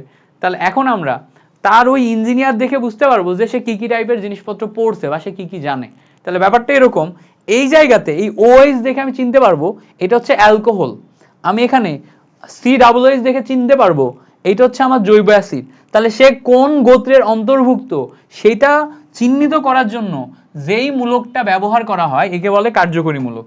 সে কোন গোত্রের অন্তর্ভুক্ত সেটা চিহ্নিত করার জন্য যেই মূলকটা ব্যবহার করা হয় এইটা হচ্ছে আমাদের কার্যকরী মূলক। তাহলে এগুলা কি? এগুলো হচ্ছে আমাদের এক একটা কার্যকরী মূলক। তাহলে দেখো আমরা সমগোত্রীয় শ্রেণীর ভিতরে এই 3টা মেজর বৈশিষ্ট্য পেলাম। বৈশিষ্ট্য নাম্বার 1, বৈশিষ্ট্য নাম্বার 2, বৈশিষ্ট্য নাম্বার 3। সাধারণ সংকেত দিয়ে প্রকাশ করে, মিথিলিন মূলকের পার্থক্য বিদ্যমান, নির্দিষ্ট কার্যকরী মূলকে প্রকাশ করা যায়। এই 3টা বৈশিষ্ট্য একদম ঠাড়া মুখস্থ করতে হবে, ঠিক আছে? কাজে লাগবে, বিভিন্ন জায়গাতে কাজে লাগবে। এরপরে আসে হচ্ছে আমাদের ভিতর থেকে যেই পয়েন্টটা আমরা পাইছি সেই পয়েন্টটা কার্যকরী মূলক, এই পয়েন্টটা আসে। এরপরে আমাদের আসে হচ্ছে সমগোত্রীয় শ্রেণীর ভিতরে এই যে কার্যকরী মূলকের যে অংশটা আছে সেই কার্যকরী মূলক। তো খেয়াল করো আমরা এখানে এই কার্যকরী মূলক যেই পার্টটা আছে কার্যকরী মূলক পার্টটা নিয়ে কাজ করব। আমাদের এই যে যেই কয়টা যৌগনে আমি ছক করে দিছি এইগুলার কার্যকরী মূলক মুখস্থ করা লাগবে, একদম তোমাকে A to Z মুখস্থ করা লাগবে কার্যকরী মূলক। তাহলে এই যে ছক, এইটা ছক হচ্ছে কার্যকরী মূলক, কার্যকরী মূলক এর ছক, ঠিক আছে? তো যদি কখনো আমাদের অ্যালকিন বলে, অ্যালকিন মানে হচ্ছে carbon carbon double bond, carbon carbon double bond হলে তাকে আমরা অ্যালকিন বলবো, এটা মাথায় রাখতে হবে। কার্বন কার্বন ডাবল বন্ড হলে তাকে আমরা অ্যালকিন বলবো। সো এইটাকে আমরা সুন্দরভাবে কিভাবে লিখতে পারবো? কার্বন কার্বন ডাবল বন্ড এটাকে বলবো হচ্ছে অ্যালকিন। যেমন একটা উদাহরণ হিসেবে CH2 ডাবল বন্ড CH2, এটা হচ্ছে অ্যালকিনের একটা কমন উদাহরণ, ঠিক আছে? তাহলে কার্বন কার্বন ডাবল বন্ড মানে হচ্ছে কি বলতো আমাদের alkyne, carbon carbon double bond মানে হচ্ছে অ্যালকিন। যদি আমাদের কখনো অ্যালকাইন বলে, এটা মুখস্থ করতে হবে, কার্যকরী মূলকের শক, এটা আমাদের মাস্ট মুখস্থ করা লাগবে। আমি একটু সবাই লিখে দিব, আমার সাথে সাথে এভাবে শক করে নিবা। দেখো, যদি অ্যালকাইন বলে কার্বন কার্বন ট্রিপল বন্ড, এটাকে বলা হচ্ছে অ্যালকাইন। উদাহরণ হিসেবে আমরা CH ট্রিপল বন্ড CH এটা নিতে পারবো। তাহলে দেখো, যদি আমাদের কখনো অ্যালকাইন বলে, মাথায় রাখতে হবে কার্বন কার্বন ট্রিপল বন্ড মানেই হচ্ছে অ্যালকাইন। মুখস্থ একদম লিখে লিখে বারবার লিখে লিখে মুখস্থ করবা। কার্বনের খেয়াল করো 4টা হাত থাকে, 2টা হাত মাঝখানে ডাবল বন্ড চলে গেছে, বাকি 2টা হাতে দেখো হাইড্রোজেন আছে। কি আছে? হাইড্রোজেন আছে। খেয়াল করো, কার্বনের আমাদের 4টা হাত থাকে। তাহলে আমরা যদি কার্বনের 4টা হাতে carbon carbon double bond carbon নিই, তাহলে 2টা করে হাত চলে গেছে, বাকি 2টা হাতে দেখো 2টা হাইড্রোজেন, বাকি 2টা হাতে দেখো 2টা হাইড্রোজেন। কার্বনে দেখো 4টা হাত থাকে, 3টা হাত চলে গেছে, বাকি একটা হাতে একটা হাইড্রোজেন, বাকি আরেকটা হাতে আরেকটা হাইড্রোজেন, এভাবে থাকে। বুঝতে পারছো? সো প্রথমটা গেল আমাদের অ্যালকিন, দ্বিতীয়টা গেল হচ্ছে আমাদের অ্যালকাইন, 3 নম্বরে আসবে হচ্ছে আমাদের হ্যালো অ্যালকেন। নাম কি? Hello alkane. হ্যালো অ্যালকেন এই যৌগটাকে আমরা এভাবে লিখি RX, এটাকে বলি হচ্ছে হ্যালো অ্যালকেন।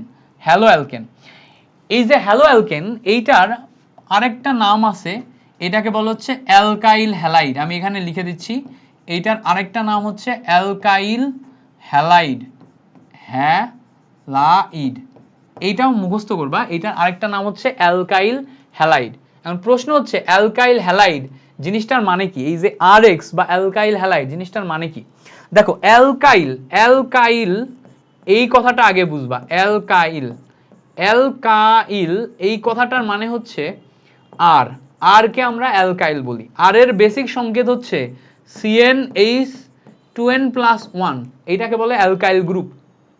এটা তুমি কোথায় পড়ছো? 9-10 এ পড়ছো, 9-10 এর অর্গানিকে পড়ছো যে অ্যালকাইল মানে আর মানে CnH2n+1। যদি এক কার্বন বিশিষ্ট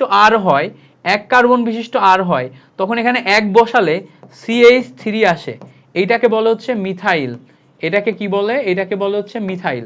2 কার্বন বিশিষ্ট হলে C2H5, এইটাকে বলে হচ্ছে ইথাইল। এই যে মিথাইল, ইথাইল, এগুলো হচ্ছে সব অ্যালকাইল। এই অ্যালকাইলের পাশে যদি একটা X আসে, X মানে হচ্ছে হ্যালোজেন। খেয়াল করো, X মানে কি? X মানে হচ্ছে হ্যালোজেন। এই X মানে হচ্ছে হ্যালোজেন। সো এই জায়গাতে যদি X আসে, তখন এটাকে বলে অ্যালকাইল হ্যালাইড। এটার আরেকটা নাম হচ্ছে হ্যালো অ্যালকেন। দেখো, হ্যালো অ্যালকেন, জাস্ট অ্যালকেনের একটা হাইড্রোজেনের জায়গায় হ্যালোজেন বসাইছে, এই জন্য এটাকে বলে হ্যালো অ্যালকেন। খেয়াল করো, দেখো RH মানে হচ্ছে অ্যালকেন ছিল, RH এইটা মানে ছিল আমাদের অ্যালকেন। এই অ্যালকেনের এই হাইড্রোজেনের জায়গায় যদি আমি RX বসাই, তখন আমি এটাকে বলতে পারবো হ্যালো অ্যালকেন। তাহলে আমি এখানে নাম মুখস্থ করব হ্যালো অ্যালকেন বা অ্যালকাইল হ্যালাইড, না মাস্ট মুখস্থ করা লাগবে। দেখো, আমি এগুলো এত সময় নিয়ে পড়াচ্ছি কেন? আগে যেগুলা পড়তে হবে না, ওগুলো আমি একবার করে রিভাইজ দিয়ে দ্রুত টেনে চলে গেছি, এবং আমি বলে দিচ্ছি যেগুলো এইটুকু হলেই হচ্ছে, বাট এগুলো আমাদের এখন অনেক বেশি পড়া লাগবে। দ্যাটস ওয়াই এই জায়গাতে আমি কিন্তু এটাও বলে দিচ্ছি যে এটা বেশি বেশি পড়া লাগবে। কতটুকু বেশি পড়া লাগবে, ইচ অ্যান্ড এভরিথিং কিন্তু আমি তোমাকে বলে দিয়ে যাচ্ছি। সো দেখো, তার ভিতরে আমাদের প্রথম যেটা অনেক বেশি পড়া লাগবে, অ্যালকিন, অ্যালকাইন, হ্যালো অ্যালকেন। এরপর আসে দেখো অ্যালকোহলের সংকেত হচ্ছে আর এর সাথে OH যদি থাকে, এটাকে বলে অ্যালকোহল। আর এর সাথে OH যদি থাকে, এটাকে বলে অ্যালকোহল। তো দেখো, একটা আর হিসেবে যদি আমি মিথাইল নিই, আর হিসেবে বা অ্যালকাইল গ্রুপ হিসেবে যদি আমি মিথাইল নিই, তাহলে অ্যালকোহলের বেসিক সংকেত হবে CH3OH। এটা হচ্ছে আমাদের অ্যালকোহলের বেসিক সংকেত হবে। তো আমরা OH দেখে চিনতে পারবো এটা হচ্ছে অ্যালকোহল। OH কার্যকরী মূলক, এটা দেখে চিনতে পারবো এটা কি অ্যালকোহল। এরপর আসবে হচ্ছে অ্যামিনের বেসিক সংকেত হচ্ছে R বন্ড NH2, এটা হচ্ছে অ্যামিন। আর বন্ড NH2, এই বন্ড NH2 এটা দেখে চিনতে পারবো এটা অ্যামিন। বন্ড NH2 এটা দেখে কি চিনতে পারবো? এটা অ্যামিন। সো আমাদের বারবার এটা লিখে লিখে প্র্যাকটিস করতে হবে যে বন্ড NH2 বা আর বন্ড NH2 যদি থাকে, এটা অ্যামিনের সংকেত। এটার উদাহরণ যদি দিই, তাহলে CH3 বন্ড NH2, এটা আমাদের অ্যামিন প্রকাশ করে। কি প্রকাশ করে? CH3 বন্ড NH2, এটা আমাদের অ্যামিন প্রকাশ করে, মাথায় রাখতে হবে। এরপর আসে হচ্ছে অ্যালডিহাইড হচ্ছে আর বন্ড CHO, এই যে সিএইচও, সিএইচও কে কিভাবে লেখা হয় খেয়াল করো, আমি যদি বন্ডকে তুলে দিই, নর্মাল বন্ড রাখি, বন্ড তারপরে কার্বন, কার্বনের ডাবল বন্ডে উপরে থাকে অক্সিজেন, বন্ডে থাকে হাইড্রোজেন।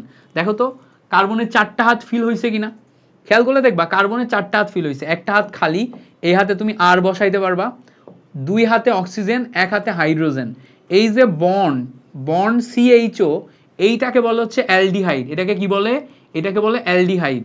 এই অ্যালডিহাইডের বেসিক সংকেত যদি দেখো, যেমন ধরো সিএইচও, CH3 বন্ড সিএইচও, এটাকে বলা হচ্ছে অ্যালডিহাইড। কি বলে? CH3 বন্ড সিএইচও, এটাকে বলে অ্যালডিহাইড। সো অ্যালডিহাইড কোনটা এটা আমাদের মুখস্থ করতে হবে। এরপর আসে হচ্ছে আমাদের গুরুত্বপূর্ণ একটি অংশ কিটোন। কিটোনের ক্ষেত্রে আমরা বন্ড সি, ডাবল বন্ড ও, বন্ড এরকম পাই, মানে এটার বেসিক সংকেত পাই আর COR, এটাকে বলা হচ্ছে কিটোন। তো কিটোনের বাম সাইডের হাত আর দিয়ে তোমার খোলা থাকতে পারে বা বসানো থাকতে পারে, ডান সাইডের আর দিয়ে খোলা থাকতে পারে বা বসানো থাকতে পারে। সোজা কথা, সিও মূলক যদি কখনো থাকে এইটাকে বলে কিটো মূলক, কিটোন। ঠিক আছে, যদি কখনো সিও পাও সেটা হচ্ছে কিটোন। তো সিও থাকলে কিটোন, সিএইচও থাকলে অ্যালডিহাইড, আর NH2 থাকলে অ্যামিন, OH থাকলে অ্যালকোহল, RX থাকলে হ্যালো অ্যালকেন, ট্রিপল বন্ধন থাকলে অ্যালকাইন, আর সিঙ্গেল বন্ড থাকলে হচ্ছে অ্যালকিন। এই হচ্ছে আমাদের মুখস্থ করতে হবে, একদম ঠাড়া মুখস্থ লাগবে এগুলা। মুখস্থ যদি না হয় তাহলে তুমি এই জায়গা থেকে নেক্সট পরের অংশই হচ্ছে আমাদের নামকরণ অংশ। তুমি নামকরণ অংশ পারবা না, পরের অংশ হচ্ছে আমাদের নামকরণ অংশ। এই নামকরণই পারবা না যদি তোমার এটা মুখস্থ না হয়। সো এটা মাস্ট মুখস্থ করা লাগবে, ঠিক আছে, মাস্ট মুখস্থ করা লাগবে। ওকে, সো আমরা আজকে পর্যন্ত এইটা দেখে ফেলবো, আরেকটা পার্ট দেখে আমরা হচ্ছে যে ক্লাসটার নামকরণের আগ পর্যন্ত যাব, মানে নামকরণ করার জন্য যেই বেসিকগুলো লাগবে সেই বেসিকগুলো পর্যন্ত দেখে এই ক্লাসটা শেষ করব। সো আমরা এই পর্যন্ত দেখে ফেলছি। পরের যেই পার্টটা আছে, পরের পার্টটা হচ্ছে কার্বক্সিলিক অ্যাসিড। খেয়াল করো, আর COOH যদি থাকে তখন সেটাকে কার্বক্সিলিক অ্যাসিড বলে, মাথায় রাখবো। আর COOH যদি থাকে এটাকে বলে কার্বক্সিলিক অ্যাসিড। কার্বক্সিলিক অ্যাসিডের বেসিক সংকেত হচ্ছে RCOOH। এইটা লিখে লিখে মুখস্থ করতে হবে, মাস্ট মুখস্থ করা মাস্ট। এইটার গঠন কেমন, এটার গঠন যদি দেখাই, আর থাকলো কার্বনের সাথে ডাবল বন্ডে অক্সিজেন আছে, তারপরে পাশে অক্সিজেন, তারপরে পাশে হাইড্রোজেন, এভাবে যদি থাকে তখন সেটাকে RC bond O bond H। এইটা হচ্ছে আমার কার্বক্সিলিক অ্যাসিডের এই যে সংকেতটার বেসিক গঠন, ঠিক আছে, সংকেতটার বেসিক গঠন। এবার আসে দেখো অ্যাস্টারের সংকেত হচ্ছে RCOO। এই হাইড্রোজেনের জায়গায় তুমি যদি আরেকটা আর বসাও তখন সেটাকে অ্যাস্টার বলে। এই হাইড্রোজেনের জায়গায় তুমি যদি আরেকটা আর বসাও তখন সেটাকে বলে অ্যাস্টার, মাথায় রাখবা। RCOOH হচ্ছে কার্বক্সিলিক অ্যাসিড, এই হাইড্রোজেনকে তুলে দিয়ে তুমি যদি আর বসাও তখন এটাকে বলে অ্যাস্টার। তাহলে উপরেরটা গেল কার্বক্সিলিক অ্যাসিড, পরেরটা গেল অ্যাস্টার। এরপরে আসে হচ্ছে অ্যামাইডের সংকেত হচ্ছে RCONH2, এটাকে বলা হচ্ছে অ্যামাইড। কি বলে? RCONH2, এইটাকে বলা হচ্ছে অ্যামাইড। ওকে, অ্যামাইডের সংকেত হচ্ছে, খেয়াল করো, RCONH2, এইটাকে বলা হচ্ছে অ্যামাইড। তাহলে অ্যামাইডের সংকেত কি? অ্যামাইডের সংকেত হচ্ছে RCONH2। খেয়াল করলে দেখবা এই COOH এর, এই RCOOH এর OH অংশটা তুলে দিয়ে আমি NH2 বসাইছি। এই যে এই জায়গায় যে OH পার্টটা ছিল না, এই OH পার্টটা তুলে দিয়ে NH2 বসাইছি। এই যে NH2 বসালাম, এইটাকে বলা হচ্ছে অ্যামাইড। নাম কি? অ্যামাইড। এবার আসো পরেরটা আসতে হচ্ছে নাইট্রাইল মানে কি? যদি কখনো আর bond N double bond C থাকে তখন এই যৌগটাকে বলা হচ্ছে নাইট্রাইল। কারণ কি? কারণ সবসময় মাথায় রাখবা নাইট্রোজেনের হচ্ছে 3টা হাত। কয়টা হাত? 3টা হাত। কার্বনের যেমন 4টা হাত, নাইট্রোজেনের তেমন 3টা হাত। সবসময় মুখস্থ করতে হবে, এগুলা বেসিক, এগুলা তোমার জানতে হবে, না জানলে তুমি পারবা না। কার্বনের যেমন 4টা হাত, নাইট্রোজেনের 3টা হাত, 1 2 3। নাইট্রোজেন তার 3টা হাত দিয়ে এটা ফিল আপ করে, কার্বনের 4টা, নাইট্রোজেনের 3টা। তো নাইট্রোজেন তার 3টা হাত দিয়ে এই জায়গায় আমার গঠন করবে নাইট্রাইল। কি গঠন করবে? নাইট্রাইল। পরে দেখো সালফোনিক অ্যাসিড বলে একটা পার্ট আছে। সালফোনিক অ্যাসিডটা কেমনে থাকে? সালফোনিক অ্যাসিডটা RSO3H এরকম অংশে থাকে। RSO3H এই অংশটাকে বলা হচ্ছে সালফোনিক অ্যাসিড। এবার বলবা ভাই এটা কেমনে হলো? খুবই গুরুত্বপূর্ণ, এটা ভেঙে দেখাবো। আজকে থেকে মনে রাখবা তোমরা সবাই সালফিউরিক অ্যাসিড চিনো না, H2SO4। এই H2SO4 সালফিউরিক অ্যাসিড এটাকে না ভাঙা যায়, এটাকে ভাঙা যায়। কিভাবে ভাঙা যায় চিন্তা করো, এই সালফিউরিক অ্যাসিডের ভিতর থেকে একটা O এবং একটা H বের করে নাও, একটা O বের করে নিছো, একটা H বের করে নিছো। একটা O বের করে নিলে তোমার হাতে SO3 থাকে, দেখো SO4 ছিল, একটা O বের করে নিলে SO3 থাকে, এখান থেকে একটা H বের করে নিলে এখানে H থাকে, দুইটা H এর জায়গায় একটা H থাকে। এই হচ্ছে মাঝখানে বন্ড গঠন করে। মজার ব্যাপার হচ্ছে সব সময় মাথায় রাখবা, জৈব যৌগের সামনে যত জায়গায় OH পাবা OH মাইনাস, যত জায়গায় OH পাবা OH মাইনাস, আর বাকি যেই পার্টটা থাকবে সেটা প্লাস। সো এই SO3H এটা সালফিউরিক অ্যাসিড থেকে আসতেছে না, এইটা প্লাস পার্ট, এটা মাইনাস পার্ট। সো একটা অ্যালকাইল গ্রুপ আর গ্রুপের সাথে এই প্লাস পার্টটা SO3 এভাবে বসে যায়। সো এটা এই বন্ড SO3 আকারে থাকে। কি আকারে থাকে? উপরেরটা RN ডাবল বন্ড C, এইটা বন্ড SO3H থাকে। বন্ড SO3H হইলে এটাকে বলা হচ্ছে সালফোনিক অ্যাসিড। এটাকে কি বলে? Sulphonic acid. তাহলে সালফোনিক অ্যাসিড কই থেকে আসলো? এই জায়গা থেকে আসলো। ওকে, মনে থাকবে, মাস্ট মুখস্থ করতে হবে কিন্তু, এই সব মনে রাখা মাস্ট। পরের ক্লাসে ভালো করার জন্য, পরের ক্লাস বোঝার জন্য এইটা মুখস্থ করা মাস্ট। এটা লিখে লিখে বারবার প্র্যাকটিস করবা, খাতায় খাতায় লিখে লিখে বারবার প্র্যাকটিস করবা। এরপর আসে হচ্ছে ফেনল।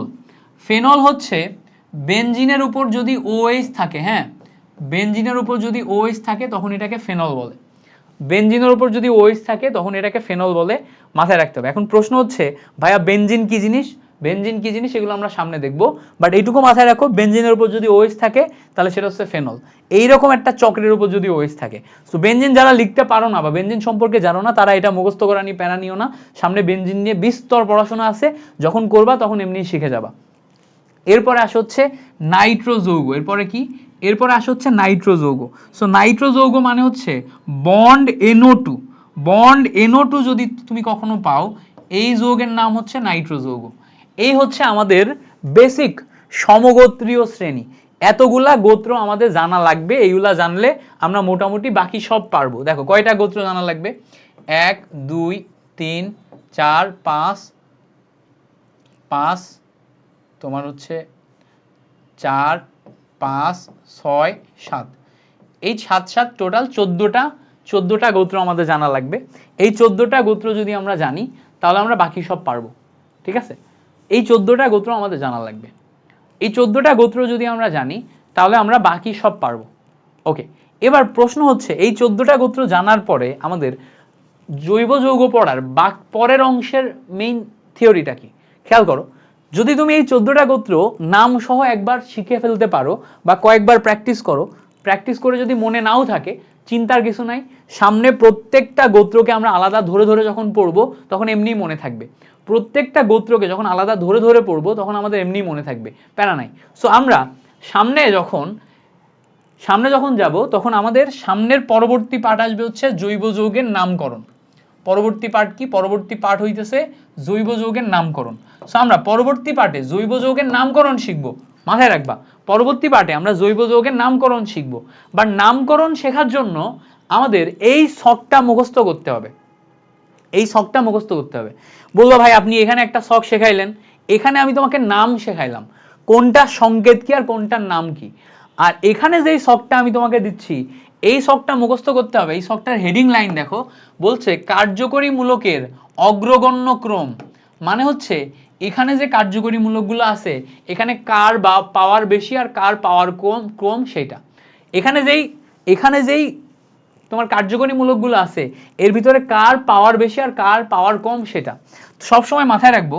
নিচে থেকে যত উপরের দিকে যাবে তত পাওয়ার বাড়ে, নিচে থেকে যত উপরের দিকে যাবে তত পাওয়ার বাড়ে। ঠিক আছে, এইটা মাথায় রেখে এখন আমরা মুখস্থ করব। তাহলে দেখো এই ছকের ভিতরে সবচেয়ে বেশি পাওয়ারফুল কে? সবচেয়ে বেশি পাওয়ারফুল দেখো RCOOH, carboxylic acid. Carboxylic acid সবচেয়ে পাওয়ারফুল যৌগ। সবচেয়ে পাওয়ারফুল কে? Carboxylic acid. তারপরে বলছে দেখো সালফোনিক অ্যাসিড। তাহলে সালফোনিক অ্যাসিড মানে কি? RSO3H, এই অ্যাসিডটা হচ্ছে সালফোনিক অ্যাসিড। তাহলে খেয়াল করো সবচেয়ে পাওয়ারফুল কার্বক্সিলিক অ্যাসিড, মানে কোথাও যদি এরা সবাই থাকে তার ভিতরে সবচেয়ে বেশি প্রাধান্য পাবে কে? Carboxylic acid. মানে ধরো আমাদের বাংলাদেশে 16 কোটি বা 18 কোটি মানুষ আছে আমরা, তো এই 18 কোটি মানুষের ভিতরে যদি হঠাৎ করে প্রধানমন্ত্রী কেউ একজন আসে, তো ধরো যেই হোক, আগেরটা তো দৌড় মারছে পালাই গেছে, নতুন যেই আসুক, প্রধানমন্ত্রী যদি আসে তাহলে তার পাওয়ার সবচেয়ে বেশি না? তাকে সবচেয়ে বেশি প্রাধান্য দেওয়া হবে কিনা বলো? তাকে সবচেয়ে বেশি গুরুত্ব দেওয়া হবে। তো এরা সবাই হচ্ছে আমাদের সে 18 কোটি মানুষ, এর ভিতরে প্রধানমন্ত্রী হচ্ছে কার্বক্সিলিক অ্যাসিড। মানে তুমি যেখানেই যাও কার্বক্সিলিক অ্যাসিডকে সবচেয়ে বেশি প্রাধান্য দেওয়া হবে। এবার ধরো কার্বক্সিলিক অ্যাসিড দেশে নাই, উনি বিদেশে গেছে, চায়নাতে গেছে, যেমন এখন আমাদের প্রধান উপদেষ্টা মালয়েশিয়া সফরে গেছে, তো উনি যখন মালয়েশিয়া সফরে চলে গেছে তখন কে পাওয়ারফুল হবে? প্রধানমন্ত্রী চলে গেলে প্রধানমন্ত্রীর পরবর্তীতে যে অন্য কোনো মন্ত্রী হবে, হয়তো স্বরাষ্ট্রমন্ত্রী বা অন্য কেউ একজন, তাহলে দেখো এখন সালফোনিক অ্যাসিড হচ্ছে ওর পরের সবচেয়ে পাওয়ারফুল ব্যক্তি, তাহলে এ যখন থাকবে না তখন এ হবে সবচেয়ে গুরুত্বপূর্ণ বা পাওয়ারফুল ব্যক্তি। আচ্ছা ধরে নিলাম এও থাকবে না, তাহলে এ যদি না থাকে তারপরে সবচেয়ে গুরুত্বপূর্ণ বা পাওয়ারফুল কে? তখন আসে হচ্ছে অ্যাসিড হ্যালাইড। অ্যাসিড হ্যালাইড হচ্ছে RCOX। অ্যাসিড হ্যালাইড মানে কি? এই কার্বক্সিলিক অ্যাসিড পার্টের OH পার্টকে তুমি যদি বাদ দিয়ে X বসাও, OH পার্টকে বাদ দিয়ে তুমি যদি X বসাও, এইটাকে বলা হচ্ছে অ্যাসিড হ্যালাইড। তো অ্যাসিড হ্যালাইড এর পরে সবচেয়ে গুরুত্বপূর্ণ ব্যক্তি। এরপরে তুমি যদি এই গুরুত্বপূর্ণ ব্যক্তির পরে এর পরের অংশে আসো, যে ঠিক আছে এরা তিনজনের কেউ নাই, এখন সবচেয়ে গুরুত্বপূর্ণ কে? এখন সবচেয়ে গুরুত্বপূর্ণ হচ্ছে অ্যাসিড অ্যামাইড। অ্যামাইড হচ্ছে OH পার্টটা তুলে দিয়ে যদি NH2 থাকে, দেখো OH পার্টটা তুলে দিয়ে যদি NH2 থাকে, এই অ্যাসিডের OH পার্ট তুলে দিয়ে যদি NH2 থাকে, তাহলে হচ্ছে অ্যাসিড হ্যালাইড। মাথায় রাখবা, এই যখনই আমি অগ্রগণ্য ক্রম পড়বো এই লাইনটা মুখস্থ করবা আগে। এখানে যে বাংলা কথাটা লেখা আছে না, এই বাংলা কথাটা মুখস্থ করবা আগে। এই বাংলা কথা মানে হচ্ছে নামকরণের সময় কার পাওয়ার কত বেশি, এইটা দ্বারা বুঝাই নামকরণের সময়, নামকরণের সময় কাকে প্রাধান্য দেয়া হবে, প্রাধান্য দেয়া হবে, এইটা দ্বারা বুঝায় নামকরণের সময় কাকে প্রাধান্য দেয়া হবে। তাহলে এখানে নামকরণের সময় প্রথমেই যেই চারটা জিনিসকে আমরা প্রাধান্য দিচ্ছি, খেয়াল করে দেখো তো, এই চারটাই আমাদের অ্যাসিড। প্রথমে আমরা যেই চারটা জিনিসকে প্রাধান্য দিচ্ছি এই চারটাই আমাদের অ্যাসিড। খেয়াল করে দেখো এই চারটা অ্যাসিডের পরে আমাদের আছে হচ্ছে অ্যালডিহাইড এবং কিটোন। খেয়াল করো, এই হচ্ছে আমাদের অ্যালডিহাইড, তারপরে দেখো এই হচ্ছে আমাদের কিটোন। তো চারটা অ্যাসিডের পরে দেখো আমাদের অ্যালডিহাইড কিটোন আছে। তাহলে প্রথমে আমরা চারটা অ্যাসিডের নাম মুখস্থ করব। চারটা অ্যাসিডের নাম মুখস্থ হয়ে গেলে তারপর আমরা অ্যালডিহাইড কিটোন মুখস্থ করব। চারটা অ্যাসিড, অ্যালডিহাইড কিটোন, এর মাঝখানে খেয়াল করে দেখো স্যান্ডউইচের মতো একটা অন্য জাতি ঢুকে গেছে। কে ঢুকে গেছে? RCN, সায়ানাইড বা নাইট্রাইল ঢুকে গেছে। তো সায়ানাইড যৌগ বা নাইট্রাইল যৌগ যেটাই নাও, সায়ানাইড যৌগ বা নাইট্রাইল যৌগ যেটাই নাও, এটা দেখো স্যান্ডউইচের মতো অ্যাসিড এবং অ্যালডিহাইড কিটোনের মাঝখানে ঢুকছে। তাহলে সবচেয়ে পাওয়ারফুল কে? অ্যাসিড চারটা, তারপরে অ্যালডিহাইড কিটোন, কিন্তু এদের মাঝখানে কি আছে? মাঝখানে সায়ানাইড বা নাইট্রাইল। বুঝতে পারছো? মাঝখানে কে? সায়ানাইড বা নাইট্রাইল। এরপরে খেয়াল করো, এরপরে সবচেয়ে শক্তিশালী হচ্ছে অ্যালকোহল। এরপরে সবচেয়ে শক্তিশালী কে? অ্যালকোহল। তারপরে সবচেয়ে শক্তিশালী কে? অ্যালকোহলের পরে হচ্ছে অ্যামিন। অ্যালকোহলের পরে কে? অ্যামিন। অ্যালকোহল অ্যামিন পার হওয়ার পর তারপরে দেখো অ্যালকিন। অ্যালকিন মানে কি? কার্বন কার্বন দ্বিবন্ধন, তো এটাকে আমি 2 লিখলাম। তারপরে দেখো অ্যালকাইন। অ্যালকাইন মানে কি? কার্বন কার্বন ত্রিবন্ধন, ত্রিবন্ধন মানে 3 লিখলাম। ঠিক আছে? তারপরে দেখো অ্যালকেন। অ্যালকেন মানে কি? সিঙ্গেল বন্ড, মানে 1 লিখলাম। তাহলে এখন দেখো আমরা এইটা থেকে মুখস্থ করতে পারি যে 4 প্রকার অ্যাসিড, তারপরে সায়ানাইড বা nitrile, aldehyde ketone, alcohol, amine. খেয়াল করো, অ্যালডিহাইড কিটোন, অ্যালকোহল, অ্যামিন, তারপরে লাস্টে এসে আমি নাম্বার মুখস্থ করব 2 3 1। সো এই উপর থেকে নিচে যে ছকটা আছে ভাইজান, আপু বনি, উপর থেকে নিচে যে ছকটা আছে এই ক্রমটা তোমাকে মুখস্থ করা লাগবে। এই ক্রমটা তোমাকে মুখস্থ করা লাগবে। মুখস্থ করার ওয়ে কি? মুখস্থ করার সবচেয়ে সহজ ওয়ে হচ্ছে প্রথমে 4টা অ্যাসিড পড়বা, প্রথমে 4টা অ্যাসিড মুখস্থ করবা। আচ্ছা, সবচেয়ে গুরুত্বপূর্ণ হচ্ছে কার্বক্সিলিক অ্যাসিড, তারপরে সালফোনিক অ্যাসিড, তারপরে অ্যাসিড তোমার হচ্ছে হ্যালাইড, মানে হচ্ছে অ্যাসিড হ্যালাইড RCOX বা অ্যাসিড ক্লোরাইডও নেওয়া যায়। তারপরে অ্যাসিড অ্যামাইড, অ্যাসিড অ্যামাইড মানে কি? RCONH2। তাহলে এই 4টা অ্যাসিড, 4টা অ্যাসিডের পরে অ্যালডিহাইড কিটোন। আচ্ছা, অ্যালডিহাইড কিটোন, বাট মাঝখানে স্যান্ডউইচের মতো সায়ানাইড বা নাইট্রাইল আছে। তো 4টা অ্যাসিড, অ্যালডিহাইড কিটোন, সায়ানাইড বা নাইট্রাইল। এরপরে অ্যালকোহল, অ্যামিন। আচ্ছা, অ্যালকোহল, অ্যামিন। অ্যালকোহল অ্যামিনের পরে 231, 231 মানে কি? Alkyne অ্যালকাইন alkane, alkene অ্যালকাইন alkane. So এই হচ্ছে আমাদের বেসিক কাহিনী। ওকে, সো এই হচ্ছে আমাদের বেসিক কাহিনী। এইভাবে আমরা A to Z এখান থেকে মুখস্থ করতে পারবো। সো এই পর্যন্ত যদি তুমি আজকের ক্লাসে পড়ো এবং এই পর্যন্ত তুমি যদি মুখস্থ করতে পারো, আমি যেভাবে টেকনিকগুলো দেখাইছি মুখস্থ করতে পারো, তাহলে পরবর্তী ক্লাসে দেখো, পরবর্তী ক্লাসে কি থাকবে? আমাদের নামকরণের নিয়ম থাকবে, নামকরণের নিয়মগুলো শিখবো। তারপরে আমরা নামকরণ প্র্যাকটিস করবো, এক একটা করে নামকরণ আমাদের এখানে প্র্যাকটিস আছে, এগুলো আমরা নেক্সট ক্লাসে প্র্যাকটিস করব। বাট এগুলা পারার জন্য তোমাকে এই পর্যন্ত আগে ভালো করে পড়তে হবে। তাহলে আজকে ক্লাসে কি কি পড়াইছি আমি যদি দেখাই, কার্যকরী মূলকের অগ্রগণ্য ক্রমের যে গ্রুপ, এটা মুখস্থ করতে বলছি A to Z। এটা মুখস্থ হইলে এই যে শক, এই শকে কার নাম কি, কার কার্যকরী মূলক কি, সেটা মুখস্থ করতে বলছি। A to Z দেখাই দিছি লিখে লিখে। এরপরে যে আমাদের সমগোত্রীয় শ্রেণী কাকে বলে সেটা দেখাইছি, সমগোত্রীয় শ্রেণীর বৈশিষ্ট্য দেখাইছি, কার্যকরী মূলক সম্পর্কে একটা ধারণা দিছি, এবং তার আগে হচ্ছে জৈব যৌগের সংকরায়ন দেখানো হয়েছে। সো এই যে ছোট ছোট ইন্ট্রোগুলা দেখানো হলো, এই টোটাল ইন্ট্রো পার্টটা তুমি ভালো করে দেখবা। এই পার্টের সবচেয়ে গুরুত্বপূর্ণ অংশ কোনটা? সবচেয়ে গুরুত্বপূর্ণ অংশ হচ্ছে এই দুইটা ছক, এই অংশটা সমগোত্রীয় শ্রেণী, তারপরে এই ছক, তারপরে এই ছক। সো এই অংশগুলা তুমি যদি ঠিকঠাক ভাবে কভার করো, তাহলে তোমার সাথে এই সব কিছু কভার করার পরে নেক্সট ক্লাসে আবার দেখা হবে। তবে নেক্সট ক্লাস শুরু করার আগে তোমাদেরকে এই একটা কথা আমি বলতে চাই, তোমার ভিতরে যদি তীব্র আকাঙ্ক্ষা এবং অর্জন করার মানসিকতা থাকে, তাহলে তুমি কোথাও না কোথাও পৌঁছাবাই। সো তোমার প্রতিনিয়ত কাজ করে যাইতে হবে, প্রতিনিয়ত প্রতিদিন অল্প অল্প করে পড়াশোনা করবা। সো আজকের কাজ কি তোমার? আজকের কাজ হচ্ছে আমি যা যা তোমাকে পড়াইছি, যেগুলো তুমি বুঝছো সেগুলো তুমি বুঝে বুঝে পড়বা, যেগুলো তুমি বুঝো নাই সেগুলো তুমি লিখে লিখে প্র্যাকটিস করবা। কারণ কেমিস্ট্রি এমন একটা জিনিস যেখানে তুমি যত বেশি লিখে লিখে প্র্যাকটিস করবা, প্রথমে তোমার তত বেশি ওটা আস্তে আস্তে মুখস্থ হবে। মুখস্থ হইতে হইতে একটা পর্যায়ে যে তুমি আমার সাথে সাথে দেখবা প্রত্যেকটা জিনিস বুঝে গেছো। কিছু জিনিস আগে থেকে জানলে তারপরে বোঝা ইজি হয়। যেমন ধরো আজকে আমি তোমাকে অনেক কিছু মুখস্থ করতে বললাম, ভেঙে ভেঙে দেখাই দিলাম, ভেঙে ভেঙে দেখানোর পর তোমার যদি মুখস্থ হয়ে যায়, পরবর্তীতে দেখবা জৈব যৌগ একদম পানির মতো লাগবে, একদম ইজি ইজি। ঠিক আছে, একদম ইজি ইজি পানির মতো লাগবে। এবং আমি কিন্তু তোমাকে আগেই বলছি, একদম শুরুতে বলছি, জৈব যৌগের টোটাল জৈব যৌগের সবচেয়ে গুরুত্বপূর্ণ পার্ট কিন্তু এইগুলা না যেগুলো আমি তোমাকে দেখালাম, এগুলা লাগবে, এগুলা ব্যবহার করে আমরা শিখব। জৈব যৌগের সবচেয়ে গুরুত্বপূর্ণ পার্ট সমানুতা, benzene toluene phenol, alkane alkene alkyne, amine alcohol, aldehyde ketone, এইগুলো হচ্ছে আমাদের সবচেয়ে গুরুত্বপূর্ণ পার্ট। এগুলাতে যাইতে গেলে আমাদের এখন এই বেসিকগুলো লাগবে। সো আমাদের এই পর্যন্ত যাইতে হবে, ঠিক আছে? যেমন আমরা থার্ড ক্লাস থেকে সমানুতাতে চলে যাব, আগামী ক্লাসে আমরা নামকরণ দেখব, থার্ড ক্লাসে আমরা সমানুতাতে চলে যাব। যখন সমানুতাতে চলে যাব তখনই আমরা গুরুত্বপূর্ণ পার্টে প্রবেশ করে ফেলবো। ওকে, সো আশা করি ব্যাপারটা বুঝতে পারছো। সো টোটাল ক্লাসটা আশা করব তোমাদের অনেক অনেক ভালো লাগছে। ওকে ওকে, স্লাইডে অ্যাড করার জন্য হচ্ছে পিকচার ওই আমার প্রোফাইল থেকে নিও, আমি আর এখানে আসতেছি না, এখানে আর আসতেছি না, ওখান থেকে নিও।